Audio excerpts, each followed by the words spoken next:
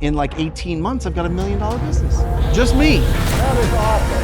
The tides are changing.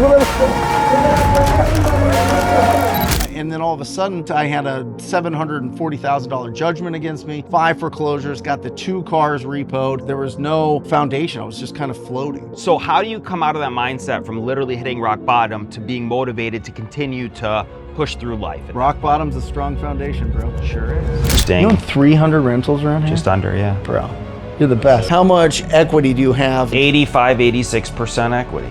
Equity. Your debt's 15%? That is correct. I got to do something, and maybe it'll be inappropriate for me to do, but what's the average value of these fucking We're not houses? gonna, this is your show, not my show. Right around 400. Yeah. We're not doing this. Everyone at home is... It's all good. You can call my banker, I'll give you his number. He's a straight shooter. What's up, guys? Welcome to another 11 out of 10 podcast. We're bringing it bigger and better than ever before. Today, I'm really excited because we have a legend, an absolute legend in the space, none other than Brent Daniels. Brent, thank you so much for coming on. Appreciate it. We're going to kick it today. Let's do this thing. Good to Come see on. you. Of course, Zachary Keeps is By back the way, hosting again. great to be here. I'm so amped up because this guy's energy is crazy. So I'm already amped up. I'm having an espresso just to almost get on his same level. Espresso. You're having an espresso because you just got bit by one of the most dangerous This is spiders. true. This and is you're true. fighting antibiotics. But Fighting you still showed antibiotics, up. spiders, but I want to be here for this guy and this guy. It's always a great time. This is awesome. But I'm excited to really delve in. As we were talking, pre-recording, we've known each other on the peripheral, all the same circle, of course, but nobody really know. Everybody, a lot of people know, but we don't really know who is the man sitting right here, Mr. Daniels. So let's delve into it. Let's get into your background. Where are you from? How'd you get into real estate? Your family? Let's get in there. Where are you from? Grew up mostly in Gilbert, Arizona, right in the suburbs, right. My dad worked for Honeywell, so big corporation, big corporate guy. To get advancements, we moved to Australia, Melbourne, Australia. I lived in Australia. We moved to Frankfurt, Germany. Wow. But mostly, by the time I was like 10, 11, we were back here in Gilbert, and great childhood, a lot of sports. The rule was after school, you have to either play sports or get a job. And I didn't know what a job was. I was like, whatever, I'll just play a bunch of sports. So I did that all the way through. I've never had a true job. Went to college at NAU, played some college football with the Lumberjacks. Wow. And what position? Free safety. And then read Rich Dad Poor Dad in 2003. In the summer, got my real estate license because that was all you could do, right? To really learn real estate, besides some of the traveling seminars and that type of thing. But there was no YouTube, there was no podcast, there was no, really meetups that I knew of. Kind of some seedy type of meetups where you would go to like a Denny's or something with a guy with a tie, and he'd just try to get you to be a bird dog. This is 2003, right? Yeah. So I started in 2002, so right at the same time. Yeah. Amazing. So started in 2004, and what a great time to get into real estate, right? Best. And so went bananas till 08, and then I leased a office space here at Scottsdale Air Park because I wanted to build a hybrid real estate investing and a brokerage, like an investing brokerage, right? That was the whole idea. And signed a 10-year office lease in January 2008. Wow. October 2008, the economic world melted. Sure. No deals were moving. Nothing was happening. I mean, we literally saw the values of real estate drop like 70% in like 18 months in some areas, especially where we were door knocking and doing deals in Maryvale and some of the West Valley, right? Absolutely. And so transitioned into bidding at the auction.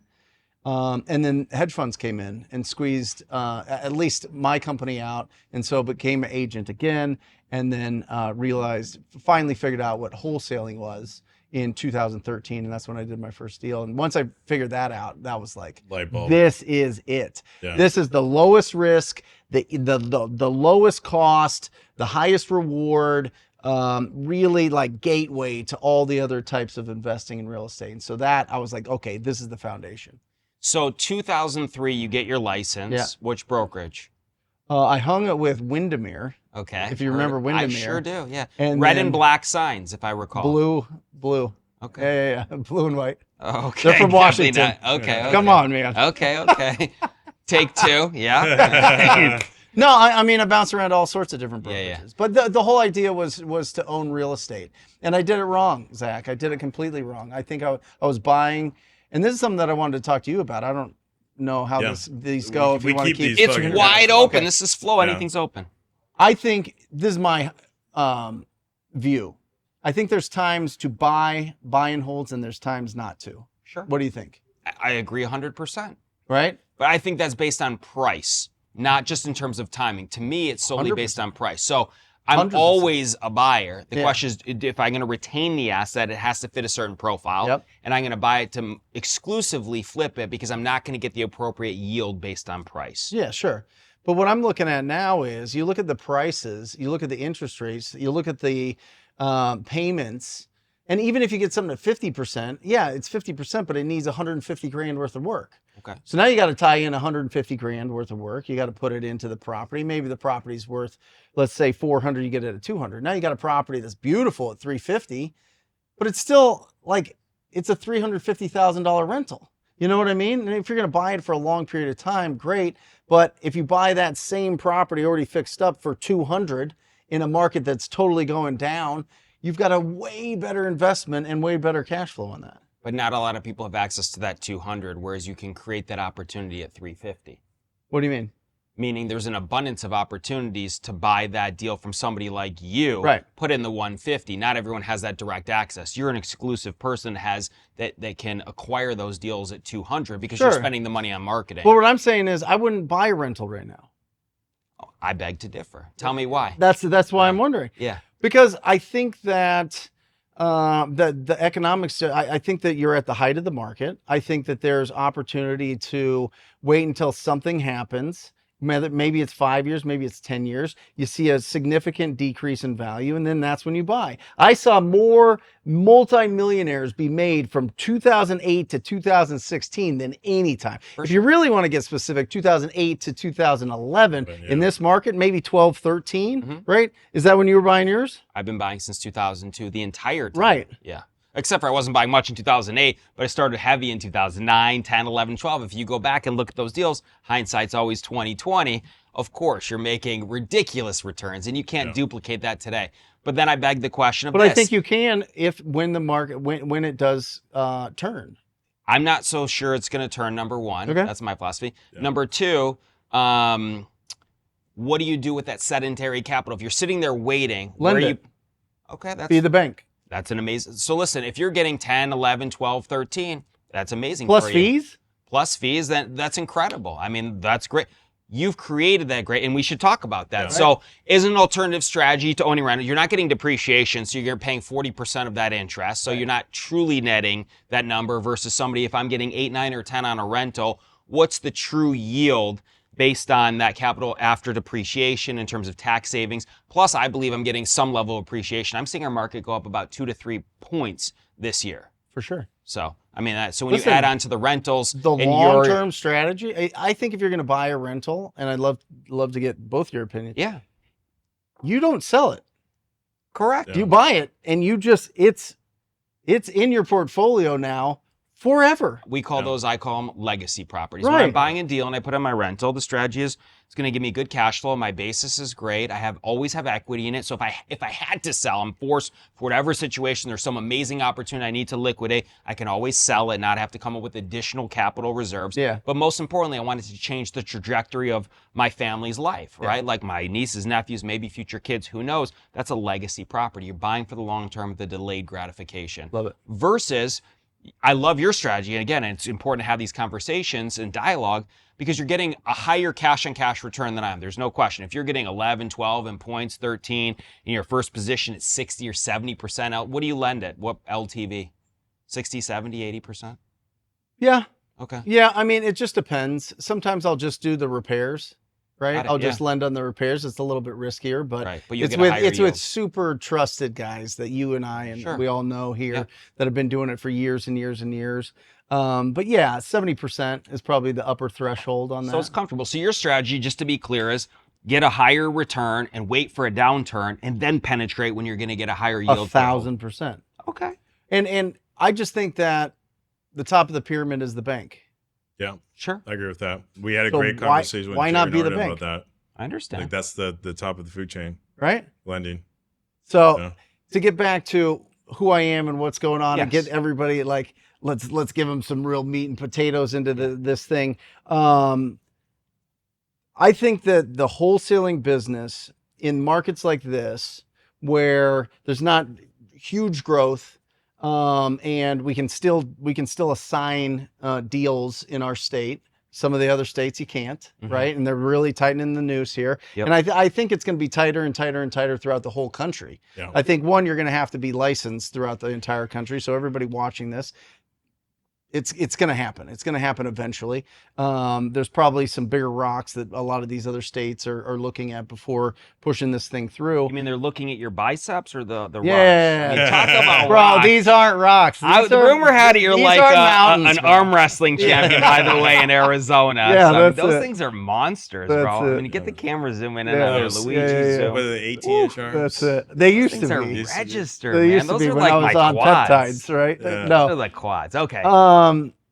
No, I think that the lower risk that you can be right now, even with flips, and you're the flipping master, you've got incredible education on that as well. Hopefully coming soon with you Yeah. guys. It I don't is, know yeah. why you guys are dragging your feet on We're this not thing. dragging our We're not feet. dragging, it's Not coming dragging soon. feet. He's just Stay tuned. it's taking long because you're out there getting bit by brown Spiders. recluse You know, we're spiders. filming in like the jungle to get the best content. That's it. That's you know, it. it's No, but I mean, I think that super low risk, being able to get good $25,000 profit out of each deal, and be able to put that into a machine that's getting us inbound leads is the progression of my business. I'm the outbound lead guy. I'm the control your own schedule, make calls, be proactive, hustle season, build it up, go and Yeah. build that pipeline of opportunities by just talking to people every single day, right? Super love low it. budget, Easy. super high margin,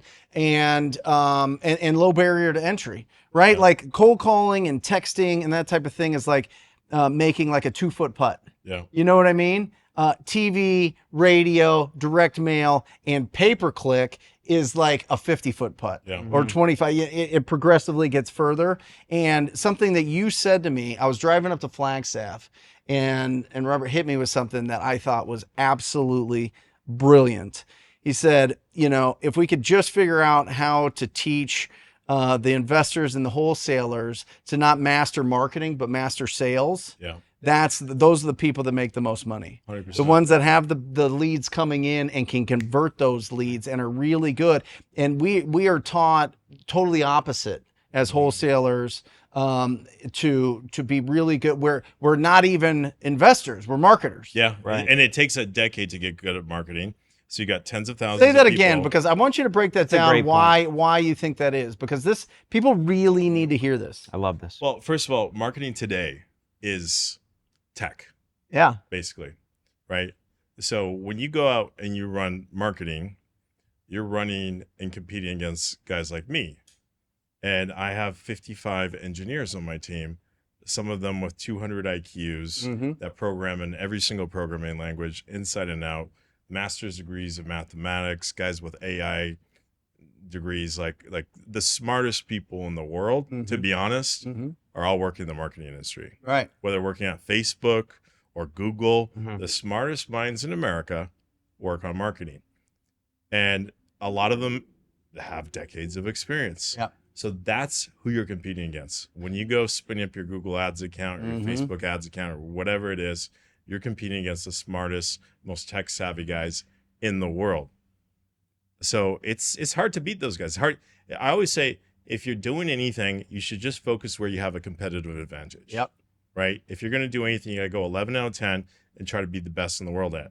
Now, for a new person coming into the industry, right, that has no experience in marketing, if we go and try to teach them marketing, Mm-hmm. they're going to be out of money and have no results before they're going to spend all their money before they hit their first deal. Yeah. So that's why, years ago, we talked about this. I was on your podcast a couple of weeks ago. When I got in the industry, there wasn't like this big segmentation between wholesalers and flippers. But if you go back to like the 1700s, Adam Smith, he wrote, what was the name of that book? But basically the theory says is in any industry, everyone's going to find something that they're good at and they're going to start specializing on that. And then industries, as they evolve and then become more sophisticated, you get segmentation where people start specializing on their own thing. So since 2015 around, we've started seeing this specialization, this split between the wholesalers and guys like Zack that are out in the field, the actual real estate investors. Like on our podcast last week, I said, I'm not really a real estate investor. I'm a I'm a marketer. Yep. Right. That's why I brought Zack on the podcast, because he's the other side. He's 10 times better than me, 100 times better than me on being on the streets and figuring out what to do with each property. So we've seen this initial split happen. The next split that we're seeing happen is even within wholesaling, you got guys that are specializing just on acquisitions, and then you got guys that are specializing just on dispositions, right? There's a further specialization that's happening. The next segmentation that we're already seeing playing out is splitting off the acquisitions and the marketing. You've seen this massive emergence over the last 2 years of the PPL companies. They didn't exist a few years ago, right? So I think you're going to see more and more of that. And I think it benefits the industry, because imagine if a student could walk in, they didn't have to learn marketing. They just had to load up their credit card. Hey, $150 a lead, whatever it is. I know I'm going to get leads. I want 10 leads this week. All right, here's my budget, $1,500. I'm going to get 10 leads. Now all I got to do is focus on closing 1 in 10 of those. Yeah. But you still have to have the skills of closing. That's the hardest part. But that's why you exist. And we'll get into it. It's not just closing, it's also underwriting. Like that's where they're screwing up now. Like I think the sales training is pretty good. Yeah. But people are really weak on the underwriting. 100%. Yeah. But that's part of that's when I look at all three segments of the business, there's lead generation, there's conversion, and then there's exit strategy. Okay. Yeah. In conversion is that research element, is the comping, is the underwriting element of it. Yeah. But so is pre-qualifying. Yeah. So is lead follow-up. So is your offer presentation. You know what I mean? All those things really, really, really matter. And not a lot of people that have come into this business have sales experience. Yeah. They don't understand that the lead's dead after 5 minutes. It's really about relationship building at the end of the day, and likability and trust, in my opinion. It's what you're doing. I mean, when I've watched you and I've watched some of your stuff on the Wholesale Live and you talk to sellers, you go right at the jugular. You're like, you just tell it like it is, which I like. Mr. Homeowner, there's just no way you're going to get that. Here's my offer. And then if you don't like it, pound sand, basically. Yeah, I mean, it just depends. It depends on the situation, depends on, how far into the pre-qualifying you are, right? Every conversation you have with a property owner, it's about the condition, timeline, motivation, and price. If there's no timeline, a lead, this is really important. A lead is somebody that's actually made the decision. They're going to sign a document transferring title to somebody else, transferring that house to somebody else, right? Yeah. They've already made that decision. That's a lead. The biggest problem that we have, and I've coached, 3,500 people individually. They're all on my phone. I've talked to them all since 2017. And, that is the toughest part. The toughest part is making sure that it's a real lead, that these people made the decision that they're going to sell, and not wasting time with people that you've had a great connection with and a great conversation with, wasting time and all this stuff. And then they get really good at comping. Oh, they can comp every property anytime. They're staying at home comping all day long, baby. They see other wholesalers send stuff out and they're like, oh, that's not a deal. Oh, that's not a deal. That's a great deal. They're comping all these stuff sitting on the sidelines. It goes nowhere until you actually get somebody that has made the decision that they want to sell their property, and then you pre-qualify them based on the condition, timeline, motivation, price. You try to set an appointment as fast as possible so that you can get in front of them if they're in your market, or you do your offer presentation if you're virtual. Yeah. You know what I mean? But the skills of effective communication take time to learn. Yeah. And you have to talk to a lot of people. Yep. And that's why when you're starting out, I highly encourage people pick up the phone and call that ugly house that's down the street from you. Mm-hmm. You can, you literally, you can Google that address and it will have the phone number For sure. right there on the internets. You Right. know what I mean? Yeah. And so you just call them up and say, you know, I know that this is out of the blue, but I was calling about your property on 1212 Banana Street, and I just wanted to see if you would consider an offer on your property there. And then they give you one of 6 responses. Yes, no, maybe. How much will you give me? Who are you? And how'd you get my number? Right. That's it. Yep. So you just get really good at that and really good at pre-qualifying, and you're unstoppable. And you just talk to enough people, you're unstoppable until the point where you have a budget to be able to market. Mm-hmm. That's all outbound. That's all being proactive. That's not being reactive. Marketing is all reactive. Marketing is all people finding you, which is awesome. Mm-hmm. Because when you're reaching out to people, it's 70 days of follow-up and a 30-day close of escrow. That's 100 days. Yeah. 100 days before you get paid the first time you talk to a homeowner to the time that you close. Inbound is 30 days. Yeah. Average lead follow-up 2 days. It's way Right? sexier. So You got to get there because if you go like, so a guy here on my team, yeah. his brother just moved here and he got a job on Carlos Reyes' team, Mm-hmm. and they were going to throw him in on PPC leads day one with 0 sales experience. I'm like, no, do not do that. He needs to eat shit and do outbound cold calling for at least until he gets his first deal. Because if you go straight to paid inbound, yeah, it's so sexy. You turn your money in 30 days. You can close 1 in 10, 1 in 15 leads. It's a false sense But of confidence. You got to learn the basics Yeah. first, and you got to eat shit first, and sure. get your phone voice and get your tonality down. Learn pre-qualifying, learning how to do underwriting. So you just got to you have to eat shit for a little bit. You also have to understand personality styles Yeah. of the people that you're speaking with. For sure. Everybody has different communication styles. We were talking before the show. My family is all quadruple expressives. Right. You come to my house, it's the loudest birds chirp. You know, it's crazy. And so that's much different than somebody that has a more analytical or a more amiable type of personality. Are And your so- siblings entrepreneurs as well? No. My sister's big up in Dunkin' Donuts in Massachusetts, and my Everywhere up there. my middle sister is. You get free donuts? Oh yeah, That's we get all sorts of Dunkin' Donuts swag. Like that. I mean, it's like the classic Massachusetts Yeah. job, but she does a phenomenal job marketing. Yeah.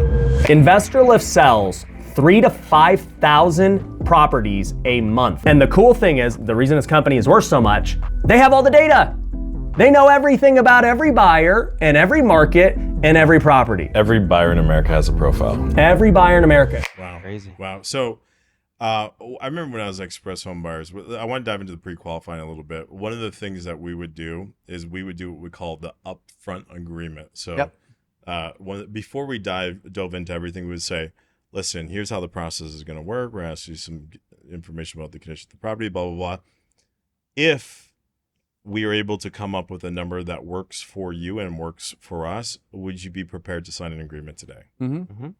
And Love if the that. answer to that is no, then we say, unfortunately, we do get a lot of requests for offers. We have a limited budget to work with. So, it sounds like you haven't made the decision yet to go sell this property. So, why don't you call us? Why don't we touch base with you in 30 days or so and see if you've made that decision yet? And then, boom, you're filtering out all the tire kickers right away. For sure. Do you do that in your sales process? How do you handle the pre-qualification process? Yeah, it's really interesting. Usually when you just start, it depends on where you're at, right? It depends on if this is an inbound or outbound, right? If it's an outbound, then you get more into the process of tell me about the house. Yeah. The longer the conversation goes, the more it opens up, it blossoms, and now you get to have the force field kind of melts the longer you're on the phone with somebody, Yeah. right? And so you go through the condition, and then, typically we can close in, 2 weeks to 30 days. Does that work for you? Right? So it's the same type of approach. But I think the two most powerful words, well, I wouldn't say most powerful, but they're up there, is if then. And that's what you're talking about. Right. Yeah. You Now, know what are I mean? you closing a lot of your deals just virtually, or are you going out to the properties and on closing? the appointments. Same. Yeah, on the appointments. So going back to what Robert said, which I loved, and similar approach, when we were on TV and billboards and radios back in the early 2000s, and I would do the same thing. Ma'am, I don't do dress rehearsals. We do the full performance today. So that being said, Love it. if we can come to terms today, again, no dress rehearsal. Are you ready to move forward with the production? I'll come out as long as, I can be within, 2% of whatever you're saying, assuming that's the case. And sometimes it's actually more. Like, this is a preliminary number. I come out there. A lot of times I want to pay you the most money possible. And that's exciting for people. When you say, I want to give you the most. I think I can get there. And a lot of times I think I could do better. But sometimes if it's misrepresented or I come out and I see something that, wasn't portrayed or conveyed on the phone properly, the number is going to be probably within that range. That being said, if we're in that range, are you ready to sign a contract today? Because I have a lot of people that are motivated and we got to get the deals done. We have a limited budget. So should I see it 3 or 4? Come on out at 3. Contract's always with you. It's just the best. Like when you say that energy and you're getting that call, you already have a pre-qual, you already spoke about a generalization of price. It's like, I'm going to go wrap this up and then I'm going to go to City Hall tonight. This will be my afternoon. Beautiful. Thank you. That is the best feeling in the world. Going out there, execution, signing the deal, going back, bank. It's the best. Yeah. Well, and it's something that we say to the sellers, but it's also a philosophy in our business. And I think it's really important for anybody that is locking up these deals is I'll never tell you what you should sell your house for. I'll just tell you what we can buy it for, right? That's a huge difference. Right? Because then they're like, okay, great. Like, I understand that they're just coming, they're a business, this is what they can pay for it. I get it, right? As opposed to, well, here's the comps. And if you were to put it on the market, you could get $350,000, but you have these expenses and you probably have some repairs and you got to do showings and all this other stuff, right? Or you could take this cash offer. Nobody comes to your house. It's done. It's easy. This whole thing. Like that approach never really worked. No, not at all. What do you like to do instead? It's just Present his offer. It's just this is what I'm willing to pay you. I can only tell you what we can offer you. I can't know, or I'm always the bad guy, right? Yeah. I'm the invisible bad guy because I'm the boss. My acquisition managers are always on their side. Right. On their side having a conversation.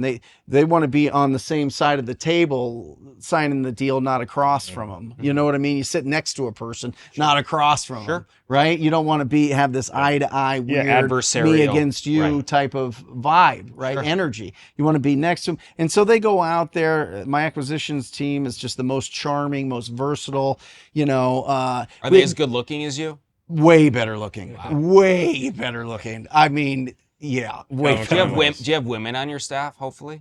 Or is it all dudes? Well, Jackie, who runs the show, people love working with women. I'm just going to put it out there. There's so much potential, I think, in our business for women to penetrate in terms of acquisitions. Yeah. People well, my 2 acquisition, I mean, I've had 3 incredible acquisition managers, Julie, Allie, and Natasha, and they went off and started their own things.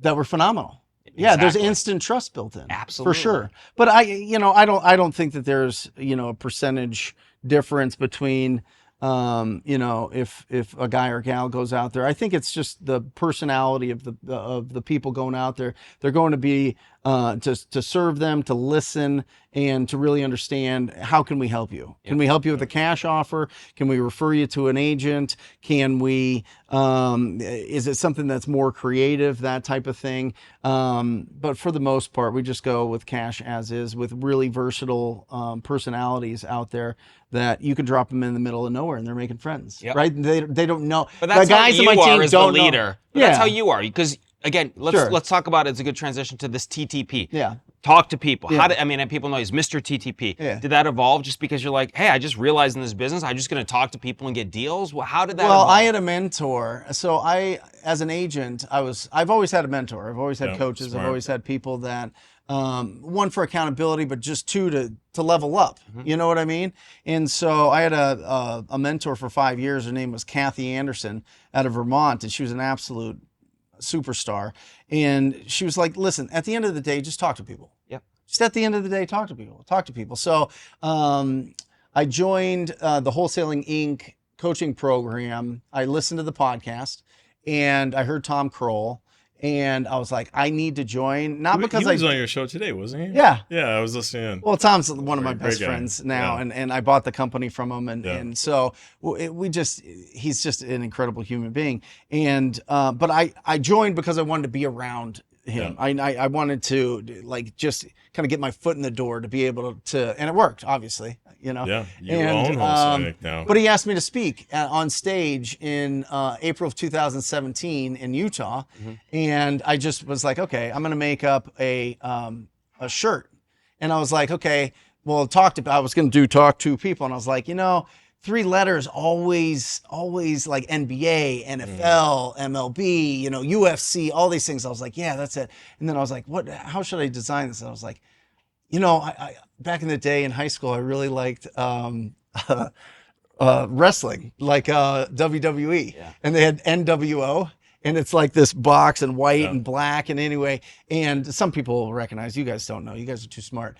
Your IQs are too high, I guess. But I don't think so. It's a phenomenal a brand. Anyway, so I put a box around it, and then I just wore the same shirt for like 6 years, and it was awesome. Brilliant. Yeah, it's brilliant. Great marketing. Well, it's a philosophy. I mean, it truly is a philosophy. If you break down, people want to know the secret to this business, or secret to getting their first deal, or read my secret to do shirt. anything. It's like, just talk to people. I love that. People overcomplicate this business day in and day out. Yeah. I agree with that and concur 1,000%. Well, and I'm telling you, I think the dumbest people make the most money in this business. I do. And I don't mean unintelligent. I don't mean low IQ. I just think that they don't keep overthink. They focus, and they take massive imperfect action every single day. And then they fail so much that it just levels them up. Yeah, they get 2 so guys much that I rejection. think you mentor, and I've helped them as well.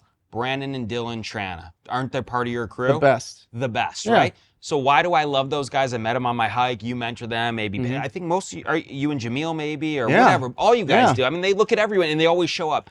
Those guys don't overthink. They just take massive action. They smoke bongs all day, make calls. They didn't know anything about real estate. They have a good time. Nothing affects them. The first no means, hey, the next one's going to be yes. They are unaffected by any of that. They just take, they're traveling the world right now, calling from Sweden and Norway and all over the place, having a ball. Young guys taking action. They each talk to a minimum of 50 new people a day. No questions You asked. cannot lose. Right. You cannot be a multimillionaire with that kind of consistency. Yeah. You just can't. Correct. I'm just telling you, if you talk to 50 new people a day, It's inevitable. you're going to do a deal a week. It's inevitable. You're going to and do I a deal a bought week. multiple deals from them. Right. You know? And I say it out, I tell people, I always give credit where the deals come from. It's no secret. And people say, oh, these Trana brothers, how are they doing?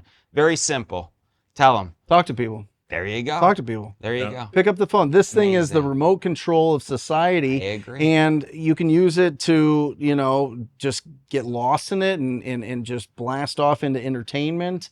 Or you can use it to call up people and ask them if they would take an offer on their house. For sure. Right. Or OPM, raising money. All of it is right here on the remote to your future. That's it. Yep. That's it. And another thing that I think is really, really, really important about communicating with this is the speed at which you return text messages. For sure. And the speed at which you return calls, and the speed at which you respond, especially with clients, Yep. Yeah. especially with property owners, especially with anybody, because the expectation is I'm not going to hear a text back. If I send a random text, I'm not going to hear back for hours. Mhm. When you get it right back, you're like, what? I'll text Pace more, and Pace will be doing a live. He'll be, he's always like in the middle of boom, done. I mean, 9 p.m. Jamil, Friday night. Jerry, Yeah. everybody. Well, that's also because you're a top guys. superstar. I mean, when someone gets a text from you, call me. I'm like, did he mean to call me the superstar? Why is he calling me? I'm playing with my No, dogs. but I Call mean, right back. you know what I mean? They would respond if they know. Yeah, For sure. I mean, if they get some random person, Time that's doing it, kills but all deals. Time kills all deals. Time Sure kills all does. deals. The faster you can get in front of somebody and bring a really good personality and bring kindness and confidence and curiosity on the phone and on an appointment, you win. I say that every single day when I'll walk Bo, my little guy. He goes to St. Francis right there at right next to Brophy, and I'll walk him to school, and that's what are you going to be today? Kind, confident, and curious. All right, get out of here. That's right. great. Say And that he says again for that- the viewers. I think the most important is Yeah. curious, right? Some people are just Oh, not curious. I think by being curious, especially at our level, just enhances your game. Because I think I'm amazing at fixing, but I'm always curious. I can always learn more. I can learn from everybody. I don't care where you're at in the stage. I respect everybody's opinion. So it's important to be curious. What do you think? What do you think? What do you think? What are your thoughts? What are you doing? What's working for you? Yeah. Ask the questions. It is so underrated because a lot of people think that if you ask a lot of questions, you look dumb or inferior or you're not as baller as you should dumb be or questions whatever. are the best It's ones, like, I feel like. Perceived dumb questions, because there's no dumb questions. yeah, but yeah, it needs to be genuine curiosity. Right. It can't just be like, let me just ask questions to fill space. Let me just ask questions so that they'll open up more. Yeah. Like you got to really be curious as to why they answered that way. Mm-hmm. Why aren't they answering this way? Why aren't they answering at all? Right. You know what I mean? Like, and that's all conversations, but especially with property owners, especially if you're going direct to the property owners, that curiosity is huge. And I think that's probably the biggest strength with my acquisition team is they really want to understand what's going on. We did this awesome test of this, and I was on the Carrot podcast, and they were talking about us getting in pay-per-click leads. And he's like, so when somebody gets into your pay-per-click, somebody signs into your website and puts their info in there, what happens next? I said, well, just call my website, right? So they call and he goes, should I act like someone? I was like, yeah, just be a pretend seller, right? And they call up Ryan. Ryan's in his car, and he's throwing things. Yeah, I'm going through a divorce, and Brian's like, oh my gosh, man, I am so sorry. I'm sorry to hear that. Are you okay? Going through that, like real, genuine curiosity and what's going on, what's happening, and what are you doing now, and where you living, and are you okay, and do you need any money, and all these things, right? And then he's like, oh, I'm just on a podcast with Brent, and he's like, and bananas, and he's like, I don't trust you anymore, and it was just good, but that's real. That's real life. Yeah, and you know what I empathy. mean? When you answer the phone and you have that curiosity, as opposed to reading off of a script or going through the check boxes of, well, how many beds and baths is it? It's like, come on, man, we can find that We'll get that information later. in 2 Correct. seconds. What's 100%. going? 80% of that conversation with a property owner is discovery. Wasted, Discovery about them, not about the property. Who Property cares doesn't about the matter. property? You could I could give you an address right now, and you could tell me your buy price, pretty much the whole valley, right? Yeah. Right? Yeah. You don't need to know beds and baths, and is it, It's all tax record information. all right for there. 30 seconds. We can get that in 2 Let's focus seconds. on utility. Let's talk about the relationship. Let's talk about your utility. What's Let's going talk on? about the pressing questions. That's it. Right. So that's what we really focus on. And I think that people should focus on that. And I think that goes back, circling back to what you were talking about. If you're so focused on figuring out how to run a Google campaign, running a Facebook ads campaign, running a direct mail campaign, or all these other different type of marketing that brings it in, I think you're making a huge mistake. I think you outsource all that, and you just get the leads coming in and you close them. And that's when you see people go, there's like, Jerry Norton and I talked about it on the live show today as well. There's like 4 stages. The first stage is just get proof of concept. I think that there's probably 5 stages. I think the first stage is find a community, find a tribe of people that are doing this. Yeah, because find a connection, whether it's in Investorlift or you know what I mean, or mentorship or free groups or your local meetups or your RIAs or whatever else. You got to find people that are doing this business, or when the tough times come and it's inevitable, you're gonna be like, I'm gonna go back to my comfort zone. Yeah. So one is be around people that are doing it and doing more than you. And next is proof of concept. And then the next is get the consistency to where you can do this business full time. Yeah. But then Jerry put a beautiful point on it. That next step though, to the third, he calls it the third, I would call it the fourth phase, is when you start hiring people. When you start hiring people, your money you take home goes down. Yeah. For sure. Instantly. Yeah. For a while, right? So now you go out, you're balling, you're doing this full time, you're making 40 grand a month. What are you going to do with 40 grand? You're 25, 27, 32, making 40 grand, 50 grand a month. You don't think you're going to go buy that bigger house? You don't think you're going to go get that dope car that you always want? Or the Rolexes and all that shit. All the stuff, right? Yeah. This one's not. But I was looking. What are you I rocking there? this is an El Primero. This is a Zenith. I love it. I didn't buy mine until I had Right. 10 million swiped in a year. Got I mean, it. I could have bought it like, years prior. What but does I was swiped like, mean? Like Swipe credit cards. Oh, got it. For your $10 business. million of swipe 8 credit figures. cards. Impressive. Then I bought my first Rolex. That's a nice. And that's I my think trophy. that's nice. Good And milestone. when I Yeah. put it on every morning, it reminds me of the blood, sweat, and tears that Yeah. went in to be able to do that. And that. No, and it then- doesn't. You just like it. Fuck off.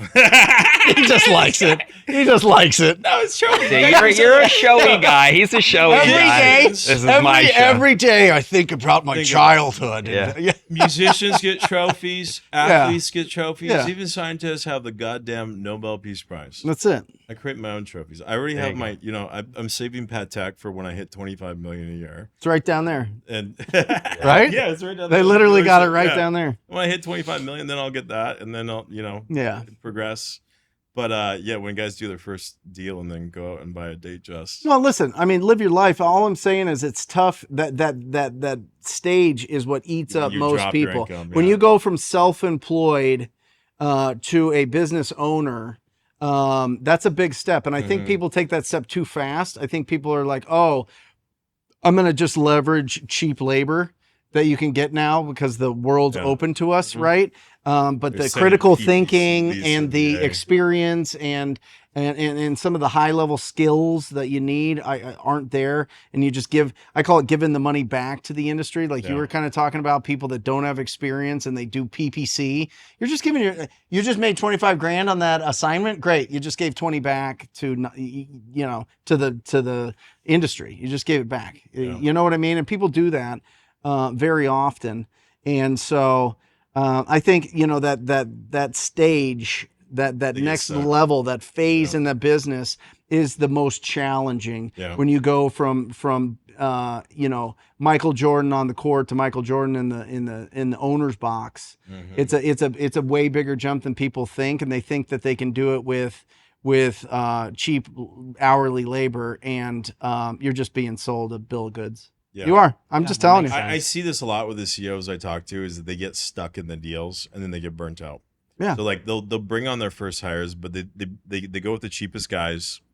As a result, they're always getting pulled into the deals, so they're stuck working in their business instead of on their business. And then like I just had a call with a guy. He's like, he came up with this idea for this whole software thing. He's like, "Oh, I'm going to create this whole software thing, blah, blah, blah." I'm like, whoa, wait a minute. Like, how much is your wholesaling business doing per month right now? And it was less than 100,000. I'm like, whoa. You've been in the game for 5 years. I know the guy for a long time. I'm like, why are you only doing $100,000 a month? This doesn't make any sense. A month or a year? A month. Oh. Less than 100,000. I'm like, you shouldn't be doing anything else until you finish this transitional period where you got to have your team running, and then your team needs to be able to run and do the deals consistently without you getting involved in the deals. Only then can you go tack on the next thing, whether it be, I'm building software, I'm getting to multifamily or whatever. I'm like, just get the cash machine going and get it rolling. And, you probably have a different perspective than me on this, but I think that when you're building a wholesaling business, one of the greatest regrets we always hear from people on the show is, I wish I bought more. But I think they wish they held more. They wish, essentially, they wish they held more. or retained, Yeah, they either retain one. more. Yeah. But that's its own thing too, right? So I always advise people, I'm like, just get your business to at least 100K a month, remove yourself out. Then once you remove yourself out and that piece is kind of mastered, then learn the next piece, which is probably buy and hold. And then build a team on that, and then remove yourself out of that. And then if you want to get into multifamily, then the same thing. But just focus on one thing at a time. Get it running on its own, remove yourself, then move on to the next one. Well, I think a lot of people don't understand that it's different businesses. 100%. Yeah. Wholesale is a different business than fix and flip, Right. than your rental portfolio. For sure. And people want to smush those all together under the same umbrella, and that's when you have big problems, especially with fix and flip. You see a lot of wholesalers that are like, you know what, I'm going to take this down, I'm going to fix it up, I'm going to flip it, I'm going to make twice, 3 times as much as I could as an assignment, and then they don't do a deal for 6 months because they're picking out paint colors and flooring, and they're buying Dwell magazine, and they're looking right. You know what I mean? They're putting their emotions into it versus sticking to what's That was conforming my for problem. the neighborhood. That was my I problem. want to get with into flips. that. So I'm curious about in your business right now, and I want to kind of Yeah. take it back a little bit too. Yeah. In fact, let's take it back, then we'll talk about your model. So 2003, 2004, you get your license, you got your brokerage, Windermere Real Estate, the blue and the white, right? Blue and white Windermere. And you're in the brokerage side. You're always an entrepreneur. Obviously, you come from that football competitive background, which I'm curious, and I want to get into mindset and morning routines with you too. Yeah. But so you're doing these you're just doing retail stuff, and I'm sure you're an amazing agent because you're talking to everybody, letting everyone know, hey, I'm your greatest agent, I'm your best advocate, I'm going to find you the great deals. You're a hustler, I can tell. So you crushed it on the retail side. At what point did you say, you know what, I want to start buying these? You figured out wholesale and investments. At what, it was this 2008, 2009 when it triggered, hey, I'm going to add something to my tool belt. What transitioned in your mind to go to that next level? That's a great point. And the reason that I'm talking about all of these things about people transitioning too fast, I went through all this. I did all of this. I made every mistake. I am the dumbest guy in this room by far. No. Like in a lot of things, like in my early, mid, and even up to like almost 30. It was maybe 28 when I lost everything. It was all ego. It was all, I'm going to show that girl that didn't want to go on a date, or that gal that dumped me, or that guy that I went to high school with that was tall and he was, you know what I mean? I want to show everybody all these things. When you realize that nobody cares, I love like literally, nobody cares. I say this all the literally time. nobody cares. Not only that, but like, we're all going to die. Yep. Yeah. This is one beautiful blue ball in billions of galaxies. Like, come on, let's calm down and let's be smart and let's pull it down a little bit. You don't have to be the baller walking into that club. You don't have to be the baller walking into that fancy restaurant. You can, and that's cool, but as a lifestyle, and that was my lifestyle. I was living right here, bro. I was in North Scottsdale. I had the 3,500 square foot house off Pinnacle Peak. You know what I mean? We were almost neighbors back in the day. That's crazy. I had the tall wife that grew up in Scottsdale, and all of that went away. And you realize, like, nobody cares. Nobody cares. When you say it went away, did you just evolve as a person? No. I lost it all. And how? So let's talk about that. So, there's another mistake that I made. Another mistake that I find with a lot of young entrepreneurs is, I'm going to reinvest into my business, so I'm only going to take like $5,000 to $8,000 to $10,000 home a month to live off of, right? And I'm gonna put it all back into marketing, and I'm gonna put it all back into hiring people, and I'm gonna put it back into it was a 9,000 square foot office lease at the Scottsdale 10 Airport. years, I heard, at the worst for 10 possible years time. with a personal guarantee that I signed. Ooh, never personal. Note to guarantee self, office. yeah, no. So Especially on 10 years. when I say I'm the dumbest, I'm telling you, like, it was just all gas, bro. It was just, I was a meathead gas wearing suits and ties from Nordstrom, going at it. What were those shoes? Fossil shoes? I don't know. Some fancy. Fascinable. Yeah, sure. Yeah. I mean, it was just, the Gucci stuff and all that, and I was just doing my thing, bro. You need a suit with a TTP on it. Yeah, It that's would look it. so Ortini money. ones that are just going vertical. That'd No, be but sick. like, so I was doing all that. I was trying to build a portfolio at the time. I bought at the wrong time. The whole thing went down. Put tenants in there, should never been in there. They couldn't pay, so foreclosed on 5 properties. The office lease guy was like, hey, listen, I got a personal guarantee. I'll take 80 grand right now, or I'm going to sue you. And I was like, okay, can I make payments? And I did that for a while, and then I couldn't anymore. So they sue you for the whole thing. So at 28, I had a $740,000 judgment against me, 5 foreclosures, got the 2 cars repoed, and just like was listless, was just, there was no foundation. I was just kind of floating, just kind of getting by, just doing whatever. And during that time, I mean, the economy in Arizona for real estate, unless you were smart like Zack, buying all these properties, was rough. Very. You can't, if you weren't doing short sales or REOs, You weren't you're doing out of deals, the business. 100%. Yeah. If you weren't bidding down at the foreclosure auctions, you weren't doing business. Right. So I had a few clients that I was bidding down at the auction for. That kind of paid for things. I got by, and then I just started door knocking. Let's back up a little Yeah. bit. So it sounds like right there at the 2008-9 kind of pinnacle, you pretty much hit rock bottom. You saw some Totally. early success from commissions, from Divorce. representation. You had a hot, tall wife. You were wearing the suits. You're the guy at the club. You're living the lifestyle that you now say, hey, it's not all worth it. No one gives a shit, which is true. We both concur. Nobody cares. So how do you come out of that mindset from literally hitting rock bottom to being motivated to continue to push through life? Rock bottom's a strong foundation, bro. Sure is. He picks up a first down.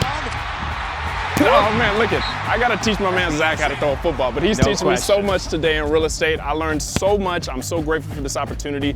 And look, you guys, I learned how to take this trash to cash. And my man taught me everything. It was a true masterclass today. Guys, if you want to see more content like this, stay tuned every week. We're going to be updating the station. We're going deep. We're throwing touchdowns. We're doing short passes. We're bringing you everything you want to know about real estate. Turning trash to cash. That's what we do. That's what we excel in. And we'll also enhance our spiral throws. Working on it, baby. Come on, give me a good one. Give me a good one. Have a good weekend. There we go. All right, there we go. I like that. Rock bottom is a strong foundation. It is. I mean, that's a Tom But Crow most quote, people, but I love that. But most people at that point are going to say, fuck this, you know. But you're resilient. You said, not me. what I'm else? What competitive. else are you gonna do? Get a Right. job? Right. Who's gonna hire me? I have a $740,000 judgment. I hadn't filed taxes in 2 years because my partners lost the books. Wow. I couldn't even do a BK, bro. Wow. Right? So I had That's to go worse than I BK. I had to go every 90 days to the attorney's office so they could look at what assets I had to see if there was too much money in my account. I couldn't even have a checking account at Wells Fargo, Bank of America, or Chase. I had to get some weird online, send them $1,000 and that's theirs, and you can open up a checking account so you can have a debit card. Wow. Right? I couldn't get a checking account. My credit was, I don't know what the bottom is. I think it's like 400. I was like 200. Wow. You know what I'm saying? Yeah. Like there's just and there wasn't jobs. The whole thing, it was an absolute mess. So what do? You get in the beat up old 2002 Lexus ES300 that my dad gave me, which is basically a Camry. And it was like a sand color, right? And it got destroyed by that 2010 hailstorm. Love that hailstorm. That was my hail yes storm. Right, sure. Great. You probably got a lot of new much roofs. roofs. Yeah, you got a lot of Some new roofs and ACs. But I fellas. didn't. I didn't even get a new back window. I had plastic bags over the back. So I would park it around the way. I would go to Arcadia. I would go up 42nd Place, 42nd Street, around, Le Grand Orange and all that there. And I would door knock because I knew that Brian North had buyers for properties over there. new construction. And Derek Jarr was going to buy properties over there. So I went out there and I just started door knocking every single morning and every single day. And I got super ripped and super tan. And I had a polo on, like a golf polo that had Neighborhood Ambassador on the back of it. So smart. Right. And so I'd just go and door knock with my little binder type thing. And I would go and talk to people. And then at the end at 42nd Place, I talked to the gal that had lived there forever. She didn't want to sell her house, but she was a caretaker for the house 3 houses down, and it was vacant. And she was like, listen, the owner is 92. They live in New York. I think they want to sell. They would love to just sell it as is because it's super dated. They got all their stuff in there. They don't want to deal with moving and all this. Let me see if I can get permission for you to call her. And she did. She came out with a slip of paper with the name, address, and phone number. I think I made like $4,000 on the deal because I sold it to Derek, and Derek assigned it And for you made $30K. 50. Yeah. And I made a Investorlift. 3% commission. Yeah. There you go. And I did that 3 times with other investors, and I kept seeing this thing at the bottom of the settlement statement because I would check the settlement statement to make sure my commission was there because these are Assignment fee under your commission. I already know. assignment fee, And you're like, what the 30,000, fuck? 32,000, Wow. 30,000. So it was $92,000 in assignment fees. And I was finally like, what is happening?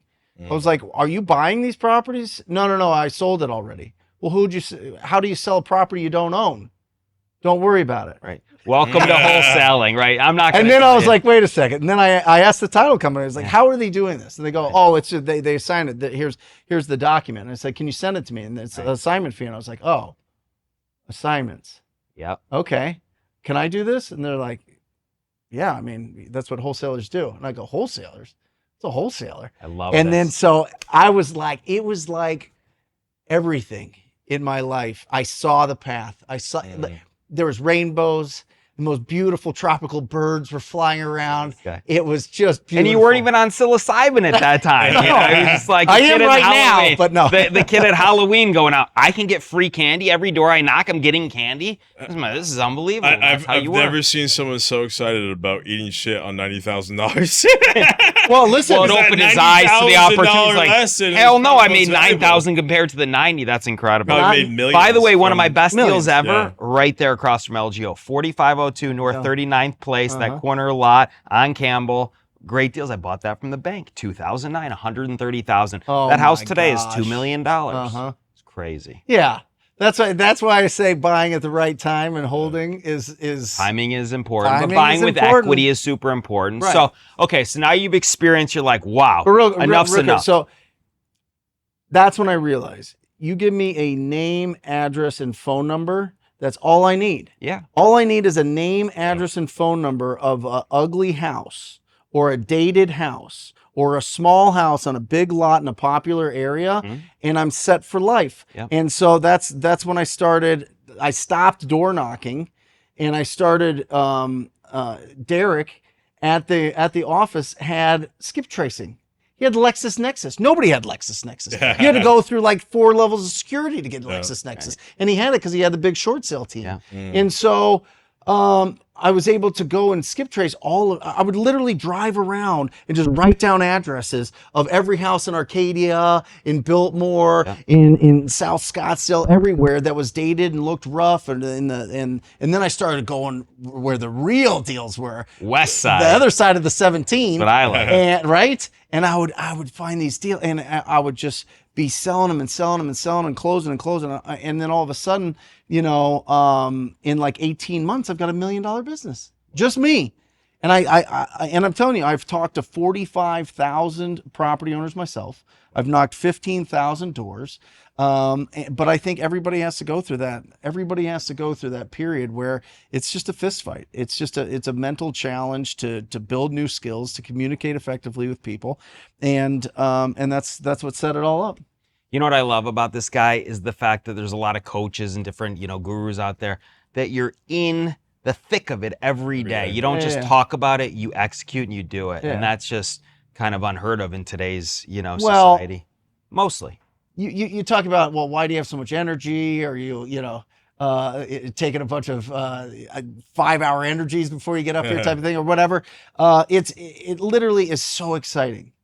Like every single day I get text messages of new leads that my guys, right now while I'm here, my guys are on 3 appointments. Love that. Love it. You know what I mean? Yeah. And so we did 114 deals the last 12 months. And I never stepped foot in any of them. That's impressive. But I almost hate saying that because people hear that and they're like, yeah, that's what I want to be in the next 12 months. It took me 15, 16, 17 years to get to that point. Yeah. You know what I mean? Actually more. You started in 2003. It's 21 years now. So, I mean, right. In fairness, like I agree, but I want to own 300 houses too. That's well, amazing. I stopped going on appointments about 4 years ago. I gotcha. You know what I mean? Or 3 years ago. But it's, no, 4 years ago. Don't you miss it though? Or you could care less? To be honest, at this point, I would screw it up versus my guys. Like if I went on an appointment as like just Joe Homebuyer. Brent buyer versus Joe Homebuyer, my company, they would beat me like a drum. They would beat me like a drum. I don't think that they would. I bet Once they a horse, would. always on the horse. I disagree. I get it, but I am telling you, you don't know how good my guys I'm are. sure they're great. They're phenomenal. Trained by the best. They're phenomenal. I didn't train them, by the way. Really? No. So who trained them? Listen, if you have to train sales guys, you have the wrong sales guys. No, but in terms of I'm telling you. So you They hired, came I in, am telling you. they trained in another industry or trained in our industry, and you picked them up off Ryan, the team? who was my college roommate and an incredible cornerback and punt returner and just an amazing guy. He was a police officer for 12 years. He had to diffuse everything. He's working with people that like are like in really rough situations. So he knows how to make people calm and comfortable and understand, you know what I mean? And so, that's a great tip for somebody to Oh, hire if you- former police bro, officer. They're great. especially the Yeah. ones that are retired. For You go sure. 20 years, you're what, 38, maybe 40? And you've seen you're some looking for your crazy second stuff. career? Yeah, it's amazing. They're the best. Law enforcement guys, whatever. They're the best. Are you hiring? So People, when they hear this, they can reach out to you. No. okay. No, because I'm real efficient with the leads, so we're good now. In my capacity, they're probably at 40%. Got it. They're like, give me more. Yeah. Give me more. Yeah. You know what I mean? But I truly believe for your closers, if you have to train them too much, they're either closers naturally, and this is controversial, but I think you're born. I don't think you're made as a closer. Yeah. I really do. I've been in this a long time, and I've been around real estate brokerages a long time. And what people don't understand about being a realtor is you are a salesperson. Yeah. Point blank, you're a salesperson. And the people that go in there have the best training, the best facilities, the best people around them, the best support. Couldn't close any deals. And then you see the people that are just naturally good at human communication or versatile.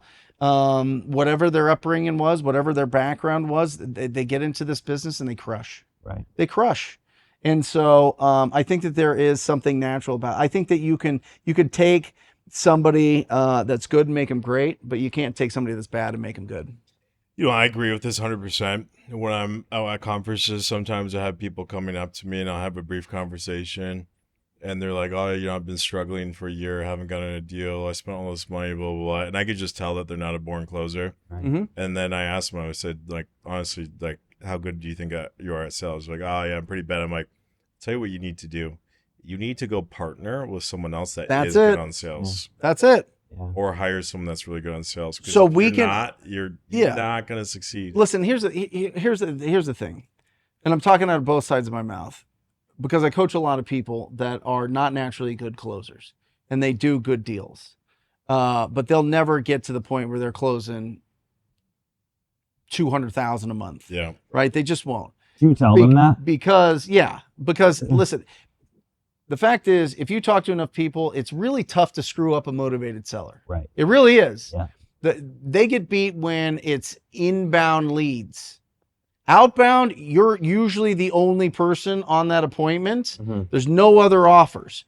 You can make that happen. That's not what I'm talking about here with real closers, multi-million-dollar real estate businesses. What I'm talking about is inbound leads when I'm going against Doug, when I'm going against Andrew, when I'm going against these Josh and these other guys that have been out there. They're absolute incredible talents, right? If you go out there, if you're just a run-of-the-mill new person going out on those appointments, Have a nice day. Don't even show up. it's not no chance Zero. in the world. Right. No chance that goes back to your PPC to the new guy. Yeah. You're Focus on what you if have. it's inbound, you are not the only quote that they're going to get. Yeah. Right. It's not. That's why you start with outbound. You start with outbound. You build up your bank account. You get excited about your business. You go on every single day on Facebook. You post every single day. I buy houses. Everybody's excited about what you're doing. Or if they're not, you block them. Whatever. You start building. You start getting this magnetism towards your business, and then all of a sudden, that police officer, that other sales guy, that guy that really wants to get out of the car business because it's terrible, the guy that does high ticket sales, whatever it is, starts saying, "Hey, what are you doing? You need some help with that?" Right. That's who you put into that role. That's how you take your business.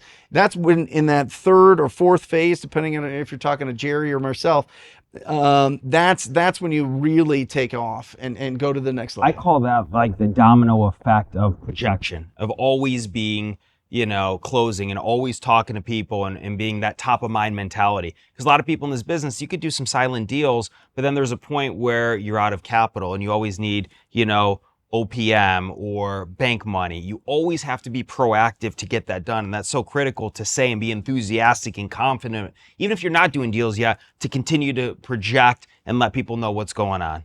Yeah. I think that's critical. With my closers, 24/7. because I own a Joe Homebuyer franchise, they all go up to Utah. right? And in Utah, they're trained by the Latter-day Saints, right? That own The kings of door knocking. They're the kings of prospecting. I mean, it's literally you turn 18, you're 2 years either here or somewhere else, talking to people all the time. They go there to learn the lingo, the process, the paperwork, that type of thing. But I'm telling you, and Tony Robbins says it's for years and years and years and years. There's just natural closers. They're just naturally born closers. And you can get to the point where you can hire those people. And that's what's exciting. So talk to us about, so you get all these deals. You said 112 or something did last year? 114. 114. Yep.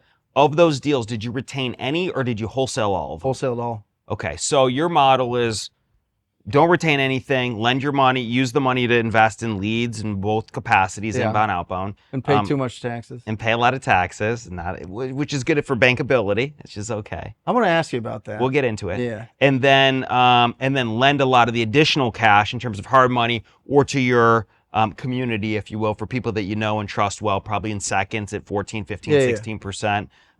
Interest. Okay. So what is the end game for you? What does, the next 10 or 15 years look like based on your model and projections? And when are you going to exit? I don't know. That's a really interesting question, because there's two businesses that you grow, right? One that you build up, you pour a bunch of your money and investment into and sell and exit out and get that big one-time check or big multiple-time check, depending on how you structure it, or you build an ATM machine. Wholesaling is an ATM machine. Yeah. You know what I mean? Like, unless you're building a franchise or you have some super unique a process, you're not selling your business. No. You know what I mean? And even if you do sell your business, usually those deals fall out and you don't ever get paid. And it's always seller finance. Yeah. Oh, I sold my real estate business for $6 million. No, you didn't. You sold it for $100,000 down. Right. And you're going to get payments for the next 10 years, and it's never going to happen. Right. Like, come on. But you have to understand your wholesaling business is your cash machine. You have to figure out something that you get the exit. I think at some point, the plan is build an actual hard money bank, right? Be a real player in the hard money space, and then use that to buy one big thing. Got it. Right? By selling that, by exiting the bank in the future. Yeah. Or just stacking cash from it. Right. Yeah. That's just an annuity of income, just I just know myself. I think that I'm probably you're not retiring. undiagnosed ADHD, you know We what I all mean? are. Right? And so attention really is a struggle. And if I have too much stuff going on, everything falls. You know what I mean? Everything. So I got to be really, really disciplined with the focus.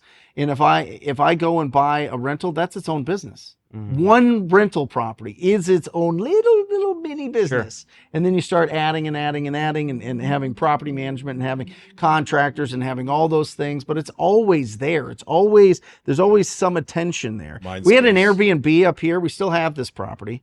I buy rentals just cash, which is silly. So you are buying rentals. I have two. Okay. And a commercial building. Okay. And a cabin and a house. You know what I mean? Like I think I've got a hangover. You rent out the cabin? No. That's fucked up, Robert. Yeah. You can go anytime. I appreciate it. You can go anytime. I think I've seen it. It's dope. Yeah, it's like a log cabin. Flagstaff Yeah. rant. That thing is sick. Yeah. That's cool. That's beautiful. You're welcome anytime. Thank you.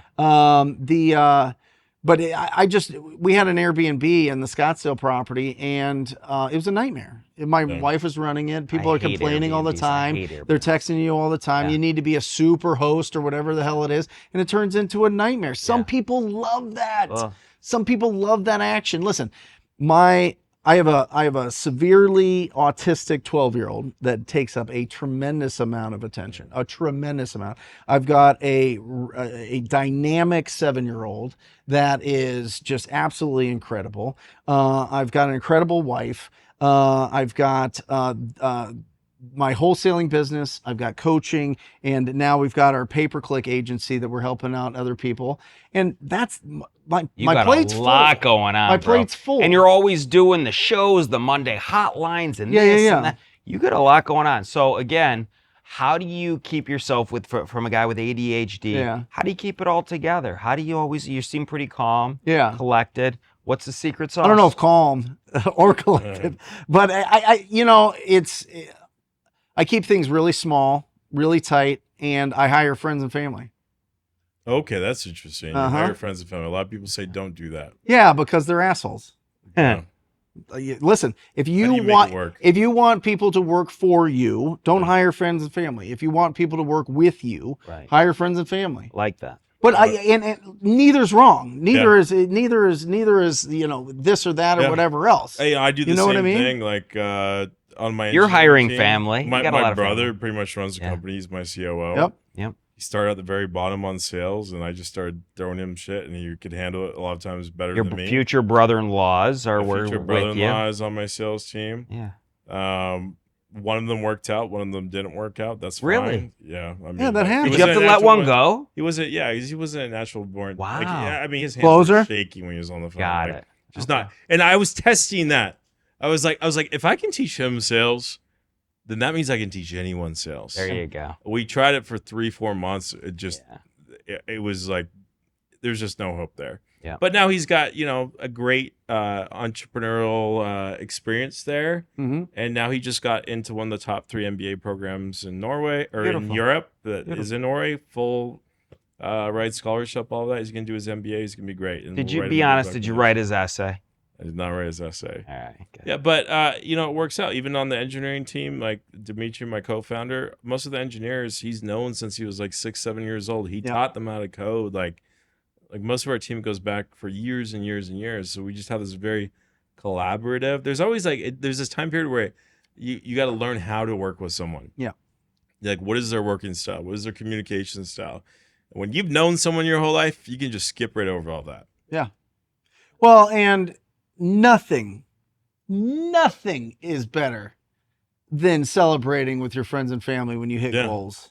Absolutely. When you hit goals and it's Christmas time and there's Christmas bonuses and there's just love and everybody's just I'm telling you, it's one of those experiences that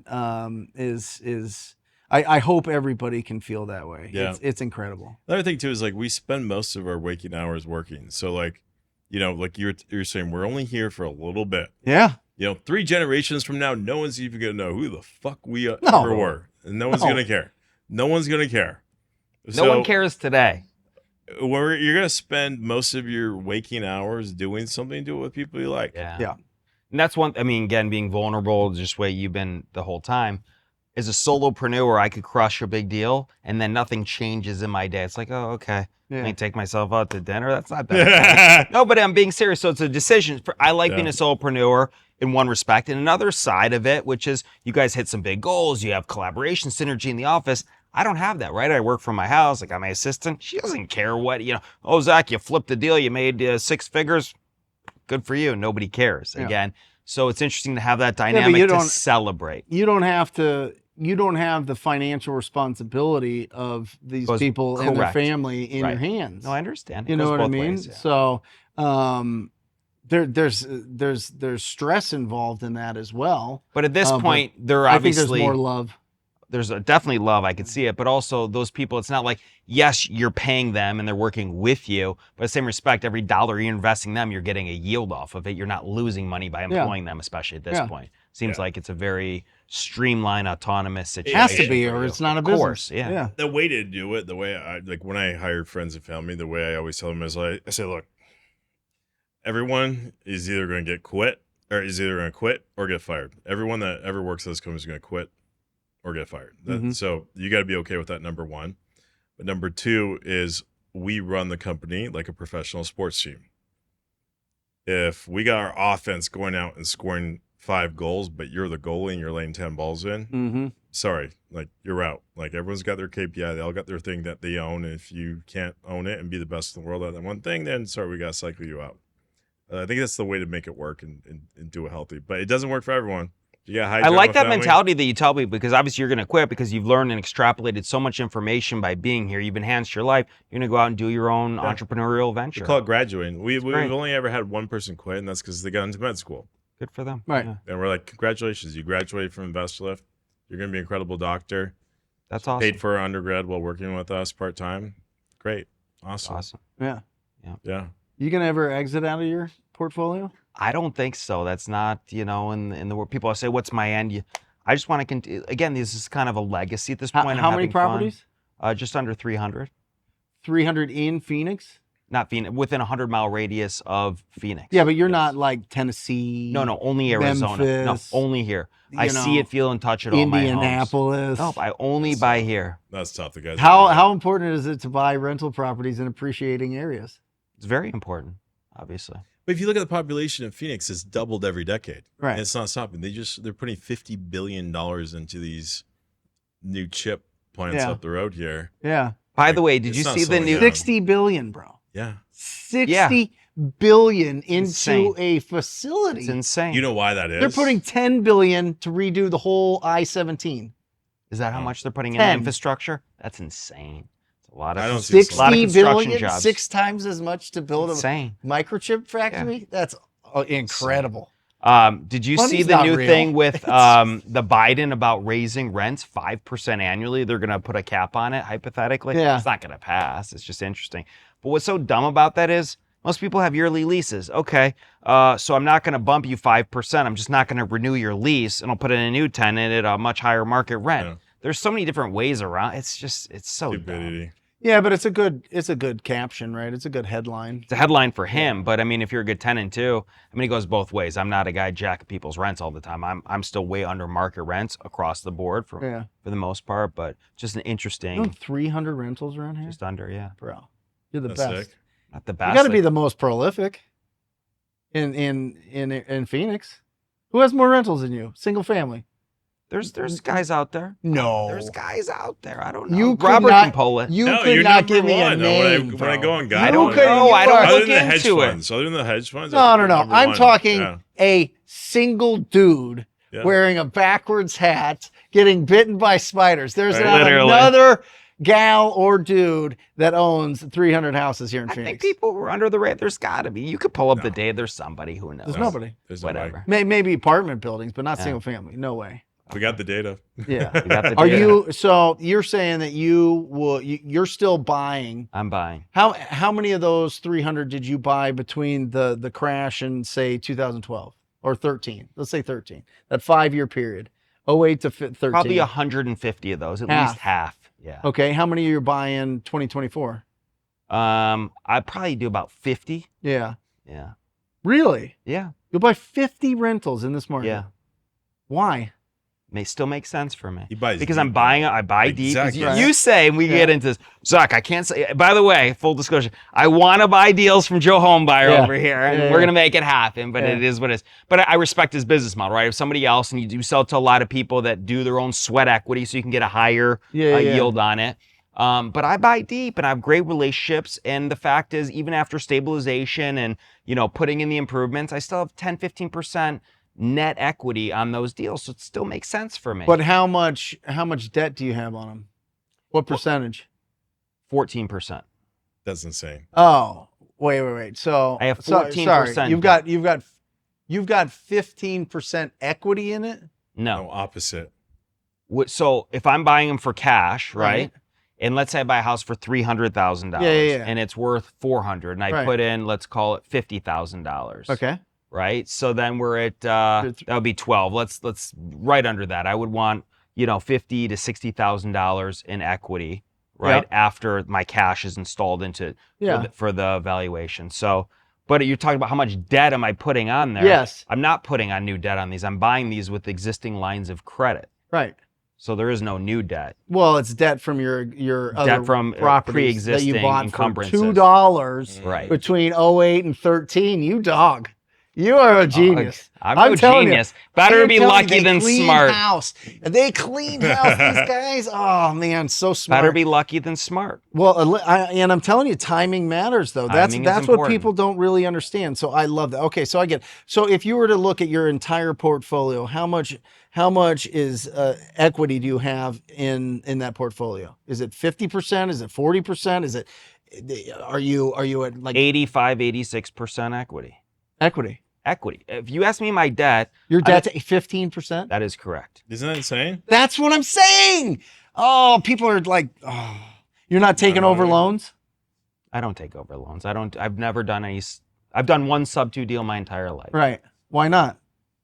There's not enough equity in those deals. So Right. that's why. So I buy my most more, those are great deals, don't get me wrong, but they're for people that don't have the cash, so that you're not getting enough equity. You're playing the long game, there's nothing wrong with that. But for me, the most important thing is equity. I got to do something, and maybe it'll be inappropriate for me to do, but what's the average value of these fucking We're not going to, this is your show, not my show. No, Average what's the sales price of a property in No, what you owe? 400? 350?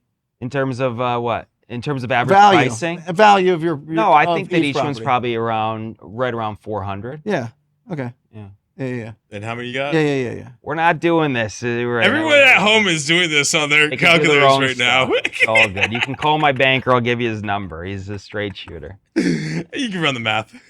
That's a lot of fucking I could do that math real easy. It's pretty easy. Yeah. Pretty easy. And you have 15% debt on that. So you're just Turning.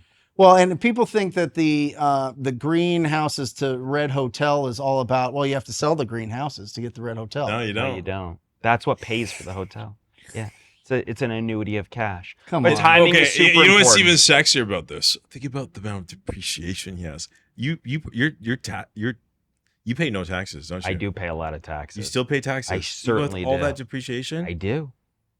So you got really That's good what I wanted active to talk income about. Talk Because about it. people think that, well, I have I need to buy rentals to avoid taxes. It's like, do you understand it just reduces your tax basis? Right, It's not you a dollar recapture- for dollar type Of course thing. not. People no. don't know that though. No, it's important. Yeah. 27 and a half years on single family. Right. And so yeah, you get some good savings. Do you but do again, any, but you also recapture. I do not do accelerated depreciation. just Why? I don't do Why? that. Again, first of all, you're spending a lot of money to do that. I mean, you're going to get these specific, you're spending 50 or 100 or whatever it is, thousands of dollars with these specialists. At the end of the day, I just keep it simple. I don't overcomplicate stuff. Yep. And especially if I was going to sell something and I've accelerated it, you're just going to recapture in 2 years or 3 years if you plan on selling. If you don't plan on selling, then in the future years, you're going to need that depreciation anyways. That's it. Yeah. I love it. Yeah. And so But bankability is a huge company. We talked about it briefly. Mhm. The reason it is so important, I got where I'm at, Pay is through taxes. banks. Yes. Not because of OPM. OPM is certainly a huge aspect of what I've done. I'm grateful for all the early investors in my company because I certainly didn't do it alone. And I certainly can't do the construction by myself. And it's a team business in that respect. Yeah. But bankability is so important because I never want to feel restricted. If Yeah. I want to go potentially buy a plane or a yacht or whatever it is, Yeah. one phone call to a bank and you pay the taxes and you pay to play. You are bankable. I don't need all this all contingencies. 300 of those you own? Yes, You don't have any partners? I do not. Why I not? think doesn't even have an office. I have other homes and partnerships from before. That's excluding in Do you those ever deals. put a suit on? Never. No suits. Isn't he This a is me. legend? He's the this best. is a fucking legend. This is the Oh. the fact that you're doing the podcast and spreading so much wisdom. I mean, guys, it's incredible. It's absolutely But no- incredible. But people need to hear this, Zach. People really need to hear this because there's just a lot of nonsense out there when it comes to building portfolios. A lot of people think that they can just live off of their cash flow on their properties, right? And if they own 10, 15, 20, even 50 houses, oh, I'm retired. No, you're not.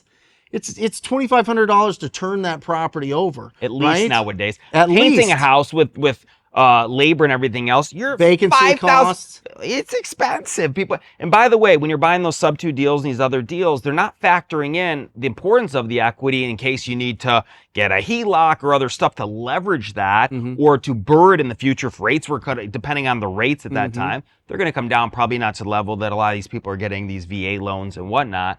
But no, there's a lot over. You need some, liquidity at all times. It is so important so you can sleep at night. Yeah. Hey, can you imagine if we do have another big dip in the market?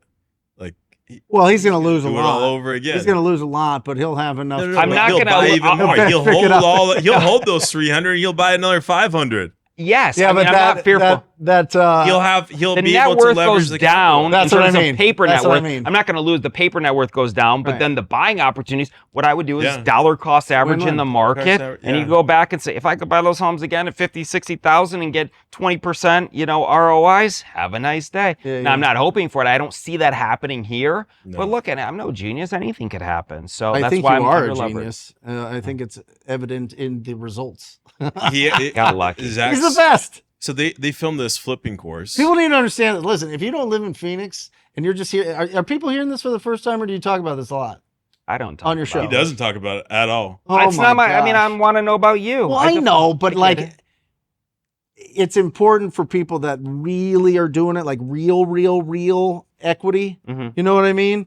To be loud, and I'm glad that I was able to pull a little bit of it out, so that Yeah. people know how I to like to follow stay- you, bro, and to get the coach.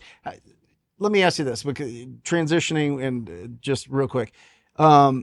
You got your fix and flip course, right? That you guys are co-doing. Yes. Yeah, we right? just announced it's coming out. It's Okay. going to be Coming out. incredible. So you Bring up got the show. that. It's so good. How Fix much? and flip and buy and hold, which is a combination course, and capital Capital raising. So it's raising. 3 different components. So good. That's a no-brainer. Luigi We got to get sent him me on while I there was too in on terms of vacation. acquisitions. Would be Yeah. amazing. Let's get a piece with Luigi you. sent to me while I was on vacation. I started watching it, and I was like, "Oh, I'm not going to work on this vacation at all."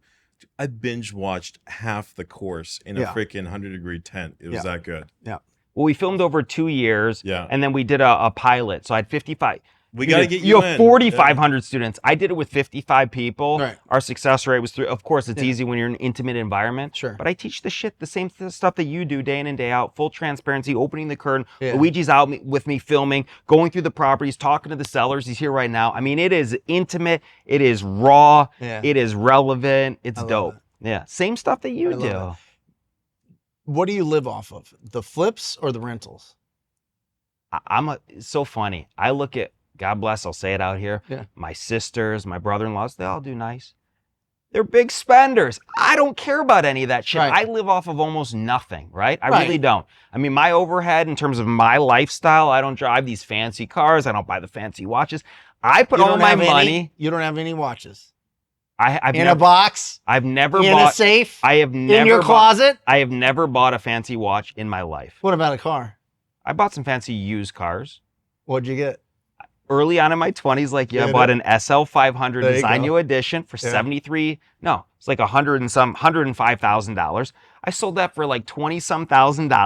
When the market imploded, I bought a Maryville home that today is worth $400,000. There you go. I love that. So to me, I've been through those stages and I realized, again, nobody cares. I got to get it. I'm successful. I got to get a car. I could give a shit. It's such a headache. Right. I care about reinvesting every penny. So when you say, would I live off? All my money's in my business. I care about just paying down lines of credit. Yeah. And if I need money, I can pull from there. But ultimately, I live off the cash flow from the rentals. You do. Absolutely. Awesome. Yeah. So what do you do? So the flips are just to buy more rentals? A flip would be, so it's interesting. When we talked about certain homes are delineated for hold and certain homes would be flips, or sometimes I love the dual exit strategy, which is very powerful when you're marketing for sale or for rent. Yeah. But basically I buy the flips because it's good income, but those are the homes that are going to be north of 500,000. They don't make economic sense today. Right. When you say, how do you buy in today's market? It's really hard to cash flow something north of even 450 retail value. And hopefully you're in that deal at 350. So you're getting an 8 to 10% yield. So when I tell people, hey, people think I'm making 20, 30%. I'm not. I'm aiming to make 10% cash on cash returns on the flips. And I hope to make 8 to 10 on the rentals. But remember the key component, the stabilization, the long-term capital gain. Yep. So on your flips, on your wholesale, let's say you make 25 on average, you're not making 25, you're making 15 after your 40% taxes. Sure. That's a big component. If you stabilize those and retained them, Yep. you're saving 20% on taxes, and hopefully you're getting some appreciation and some rental income along the way. Yeah. Just a different business model. Yeah. But I'm also, again, in comparison is the thief of joy. On your hard money lending, you're getting double my returns, but you don't have the depreciation, but you don't care. You're about compounding that money, and it works. Yeah. You could crush that hard Well, money you're with changing your my huge mind as community. I'm I think it's sitting a good here. idea. No, I think it's a good idea. Your idea to go more into the financing. Yeah. Like, I think it's that's great. Well, I think you guys could link up with your Yeah. investor link, which is going to be offering hard money too, and maybe there's some sort of Where are we doing joint it? venture fund. Yeah. It's funny how every guest comes on here, all of a sudden Robert has a joint venture with them. Yeah. Talk about, the secret of this podcast. All of a sudden everyone on here, he's got, today we're announcing the new hard money fund with Brett. Yeah. Awesome. We already got lending rolling. Lendlift. It's Lending and incognito. coaching. We got Lendlift, lending. Some of these are just running in pilot right now behind the scenes. So you'll be able to get your deal. You'll be able to get your financing. We got our own title company now, Title Lift. Again, these are just running in pilot right now. Yep. Lead Lift for leads. We even got Credit Lift because we started doing the lending. We realized a lot of those loans are being securitized, so we need at least a 680 credit score. 90% of people applying didn't have a 680 credit score, so we just bought Scotty Tregalis's credit company. He does all my credit. He does such a great job. I had freaking like 620 credit score. That's 3 times greater than Brett's Yeah. when he was He at. got He way got me higher. like 750 in like 2 months. It was incredible. Got me some of the best credit cards, credit lines and stuff out there. Just completely changed my life. I was like, I want to bring that to people. So, hey, sorry, we can't approve you for your loan right now. The credit score is a little bit too low. By the way, we have this credit lift program. We can fix that for you in 30 to 60 days. $98 a month. Boom. Love Done. We did 100.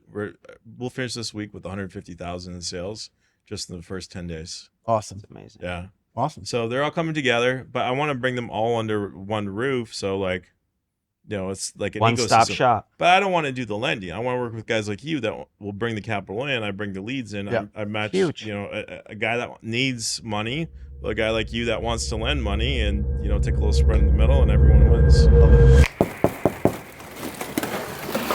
Well, hello there. Trick or treat? I think not. We're here at the newest acquisition, and it ain't October 31st yet. It's October 29th, and I just put this bad boy in my portfolio.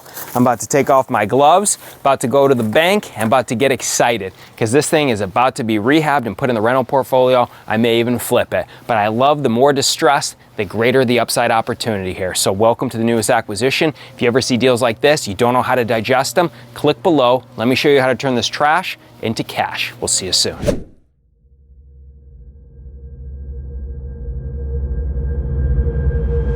Yeah. I like these Rydell glasses, bro. Fancy. Nice? 11 out of 10. 11 11 out of 10. Look You at don't this. have this. You've got like the glasses that they give you Costco, at bro. Costco. at the Suns game. Absolutely. I'm Okay, so just here for that. You don't have the crystal glasses. Absolutely not. You're No taking way. home the Harkins Theater. I'm saying for Robert, Theater absolutely cups. I am. I want to recycle and reuse, just like old cabinets, and donate. I love it. love it. Great Now, time. I want to talk about, you have a question too. I want to get into marketing. Yeah. And before we do that, this will Yeah, lead into go yours. ahead. How has your Monday night, you guys do like a wholesale hotline. Wholesale thing. hotline. Yep. How has that impacted your business in terms of students, deal flow, enhanced your game, collaboration with Jameel and Pace? Yeah. How has that elevated your business? Well, first it's been consistent. We've been doing it 4 years every It's Monday. amazing. Right? It's And so there's a consistency there that's just beautiful. I don't think I've ever done anything for 4 years on that kind of, Right. maybe exercise like with a trainer, but it's just been a wonderful, just stable thing that I look forward to every single Sunday. And then Monday we get to do that in the evening, and being around incredible thinkers like Jerry and Pace and Jamil and whoever guests we bring on is just awesome. Yeah. It's just a really great time and a really great opportunity to have good conversations, honest conversations, and none of it's scripted, none of it's love that. pre-planned. Right. I ask them 45 minutes before, is anybody coming to the studio? Who's showing up tonight? love Like that. all that, right? Similar to what we do. And I love so, yeah, it's been phenomenal. I think it's just more the friendship there that it's been from a business standpoint. I think we all benefit from it. I think that, when it comes to coaching and mentorship, people either turn you up or turn you off. I think it's a gut instinct for a lot of people that go, hey, I want to learn from that person. That person seems real. That person seems like they really know how to get me to where I want to go, or they're already where I want to be, type of thing. So I think from that, it's like, here's a buffet of, guys that really love the business, really love working with people that are starting out or moving up or whatever it is. And so, yeah, it's just been a lot of fun. great diversification what you guys bring to the table. Yeah. Yeah. Yeah. The consistency is killer. I know how busy you are, so I have so much respect how consistent you guys have been, rain or shine with that thing.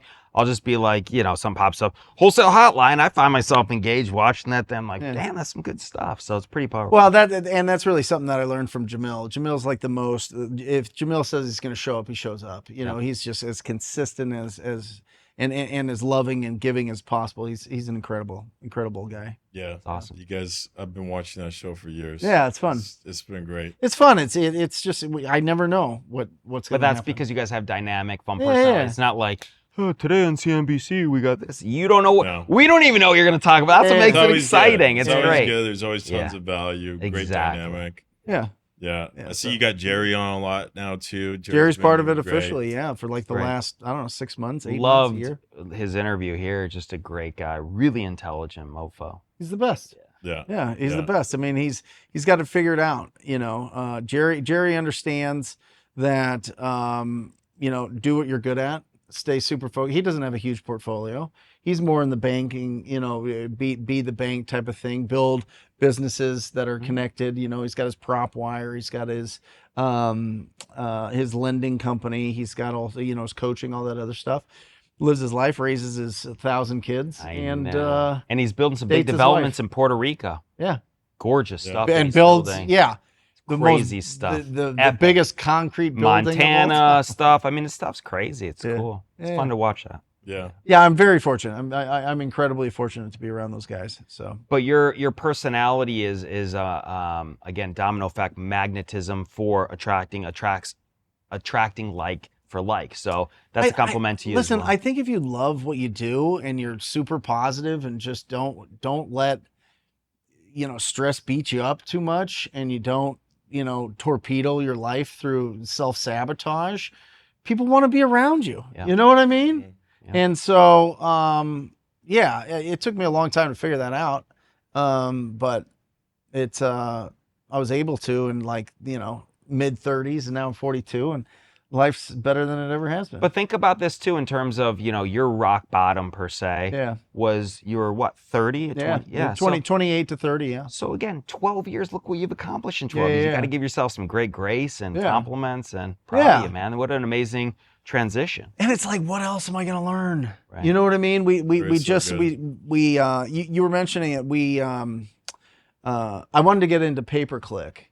And I went through some agencies, and I was like, man. That's what I was going to ask you. And so I have people on my team that had buddies working at for Google Ads. And so they were able to look, and Jesse would come in, and he's like, hey, what you doing?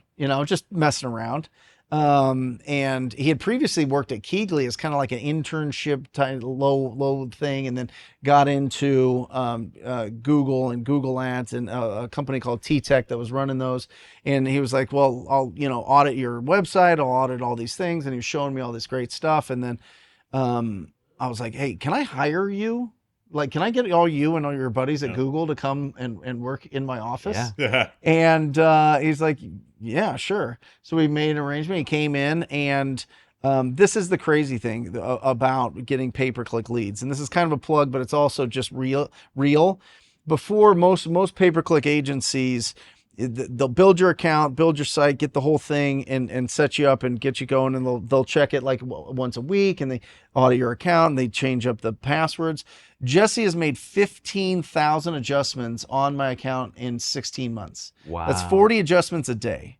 All right. From that, in Phoenix, we've got 4.6 ROI, which doesn't seem like a crazy amount, but if you stay over 4 and you start bringing up your budget, it's bananas, right? It's just so awesome.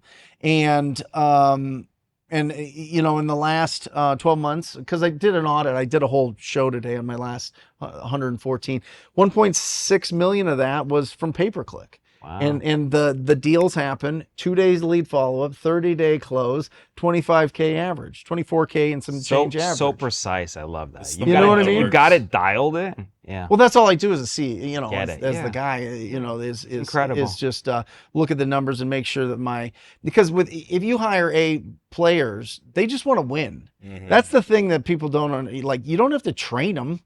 You don't have to manage them really. Yeah. You just give them stuff, give them leads, and they close them. Yeah. You know, they want to win because they're winners, Right. not because they want to do it for you. Yeah. You know what I mean? That's probably the last person they want to do it for. You know, and these in are my their best blood. friends. These are my roommates. These are people that have literally been to my birthday parties since 2000. Wow. You know what I mean? I get it. And so, we just give them the leads and they're fantastic. So we started opening up to our students, and I changed talktopeople.com from cold calling to a pay-per-click agency. And we've been working with incredible people from around the country. And I don't think anybody is better than us at it. That's even the people phenomenal. that's well established, even the people that are doing it. If anybody listening to this, because you work with the top guys, I would love to audit their accounts. That'd be I would amazing. love to audit their accounts.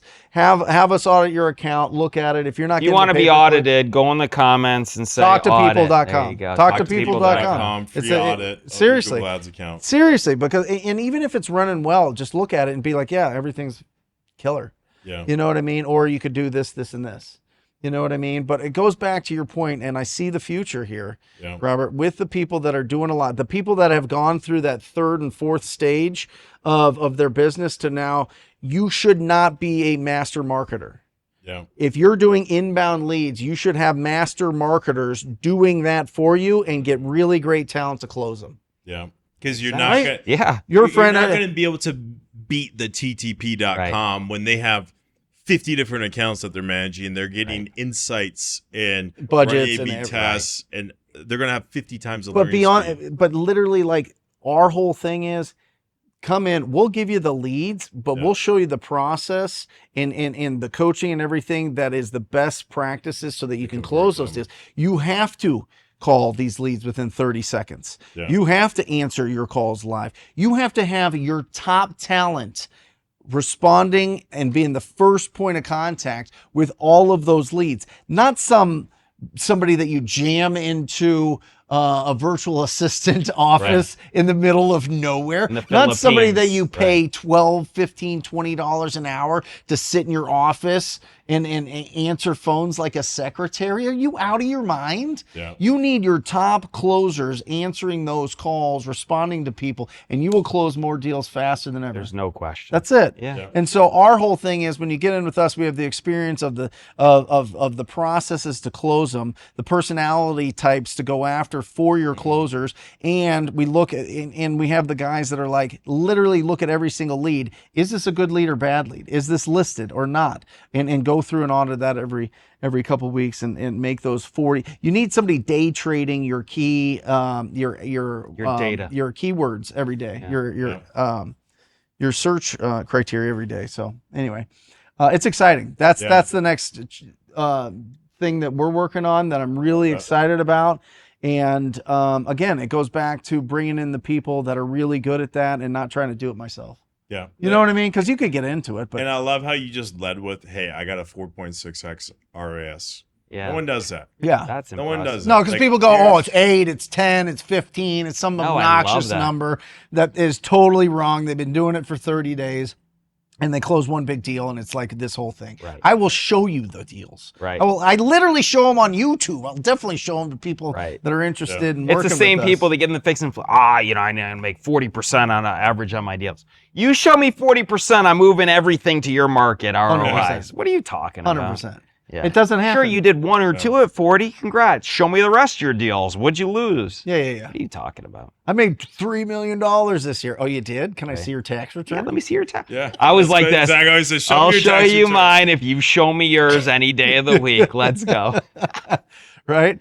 Absolutely. There's so much fluff in this business, but I think that there's some really great people. I think that there's some really unbelievable under the radar people like yourself, truly, that need to be louder. And I'm glad that you're doing this.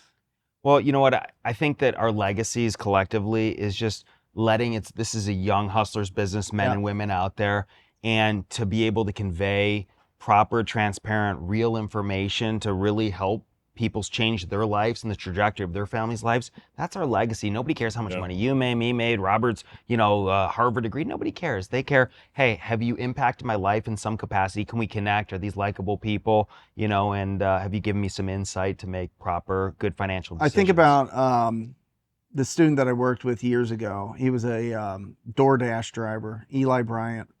And you can look him up. He's phenomenal now. He does a ton of land deals. He's a land coach. He's doing all these things. And it's just an example. And obviously he's done all the hard work. He put it all in. He deserves all the credit. But something about getting the coaching, getting the instruction, going out and taking that action.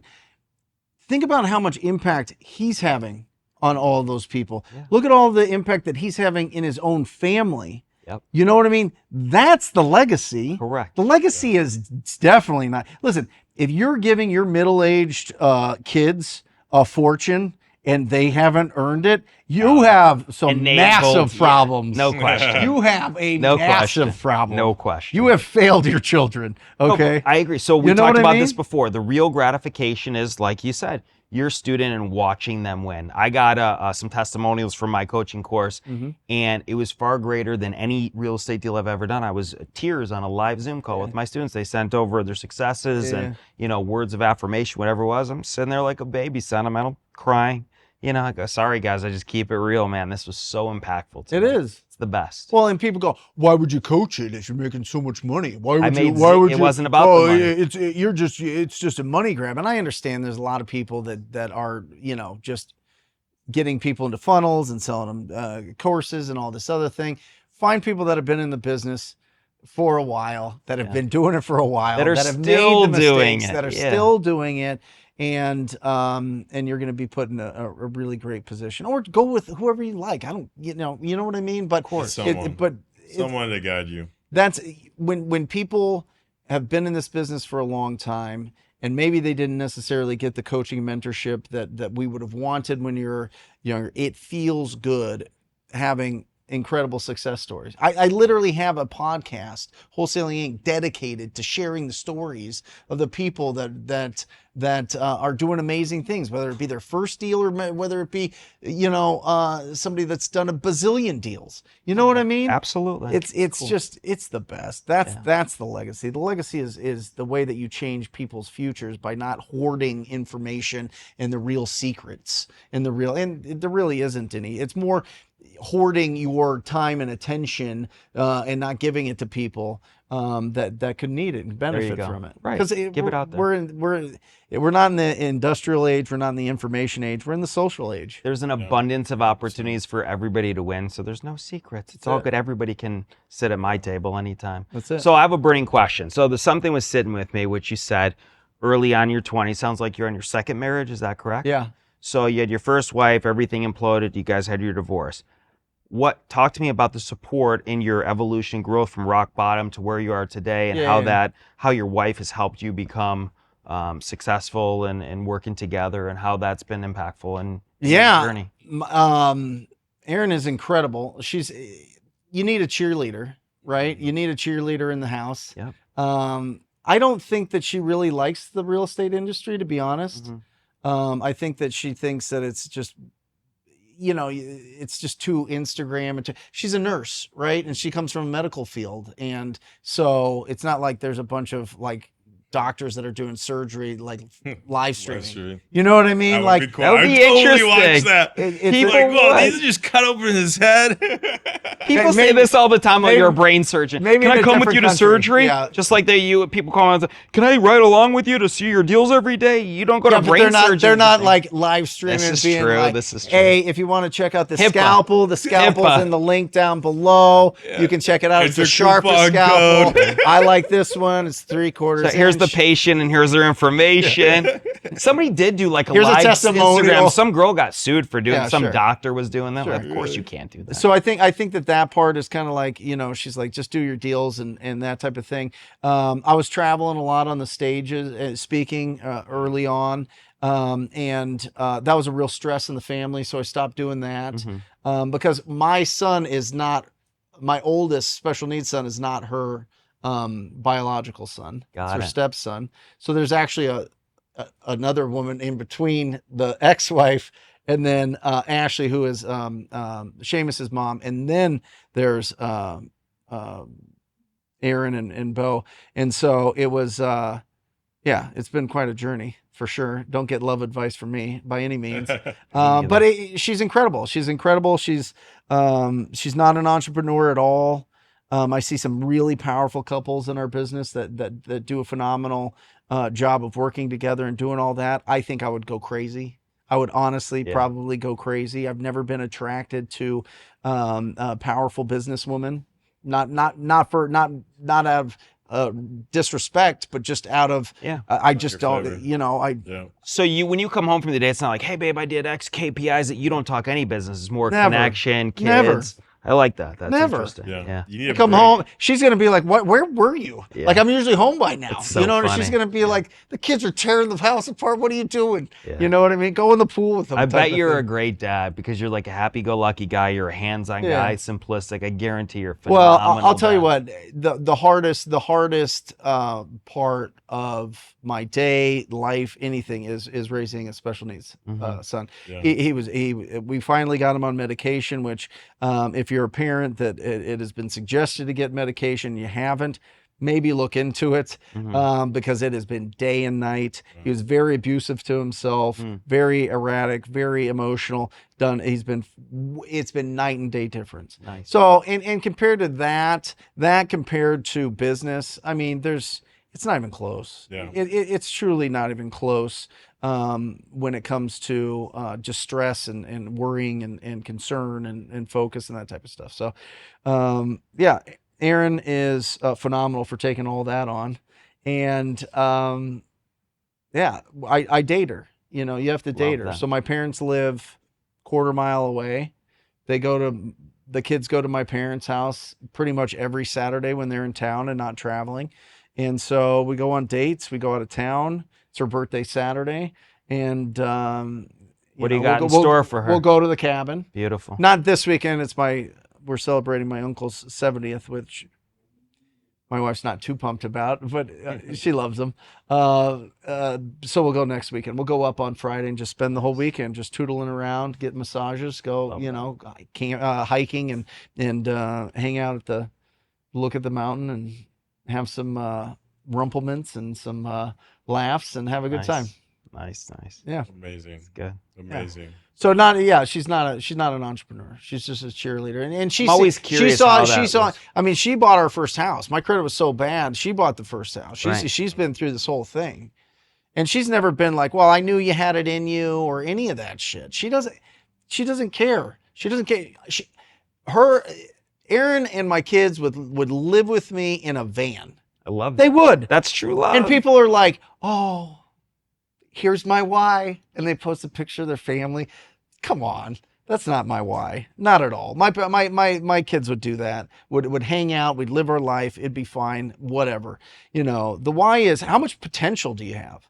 How much potential do you have in life? How much potential for giving? Because that's all income is how much giving that you're giving. Whether you're giving housing or you're giving a tool or resources or whatever it is, how much giving can you do in life? That's my why. It's not so that my kids can inherit this or that. No, I mean it's literally probably just a selfish thing. I think that's how much unselfish. That's not selfish. I don't know. That's very unselfish to say my why is how much giving can I do is I think the least selfish thing you could say. Well, people go, oh, I do this for my family, and then they're never around their family. Like, what are you talking about? Yeah. You can't do both. Right. You're gonna give it all away eventually. The question is, sure. are you alive or dead when you do it? There you go. I love that. I've never heard someone say that. Yeah. Yeah. Everything you do is giving. Yeah. And the Good for way you. I've looked at it is like, I remember this kid walked up to me. He came from a very religious family. He's like, Robert, one of my struggles in this business is like, I feel like it's all about the money. And I'm a Christian. Christians, we're not supposed to be greedy. And I feel like it's immoral for me to be making all this money. And I responded to him. I'm like, no. You don't understand. How much money you make is just a measuring stick for how much value you've created for the world. Right? The formula for making money is value creation minus your capture rate multiplied by the number of people you help. That's it. That's it. That's it. Or again, you could say, what are you going to do with that capital, right? That's the really important thing. So you're making this money, but okay, so what impact can you have through the domino effect of your success? I think that that's just a financial thermostat thing that was ingrained in people from the time that and this is psychology, you know, from the time you're born to like 12, maybe a little bit later, the way that your parents and family and everything talk about money is going to have an impact on you. Yeah. And it's going to set your financial thermostat to a certain level. And when you get above that, you get nervous, and then you find scapegoats like religion, like morality, like whatever, that are just like, oh my gosh, I can't do this because of this. No, you can't do that because that was what your family put into your brain. Knock it off. Yeah. Knock it off. Look at Brent. Yeah. Seriously, it is. It's nonsense. Gotcha. It really is nonsense. It's just people hallucinating things because they're trying to cope with the fact that they get uncomfortable making a ton of money. They think they're taking advantage of somebody. It's equal to the amount of value you provide. That's it. That's it. That's it. You make $25 an hour. That's equal to the amount of value you provide. This has been another incredible podcast. You guys are I want awesome. him to grab Ouija. Oh, do so we have? do- We got to do So what? we do a little deal. Oh, we could do deal or no deal, or we could also on do the. I want him to TTP? sign one of the. we gotta do that. Jenga, real estate. the Jenga. All right, real estate Jenga. You're gonna take a block. Yep. What I want you to do is write any question that you want. Any Okay. question that a future podcast guest Okay.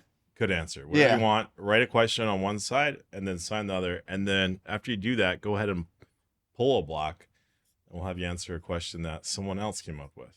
There you go.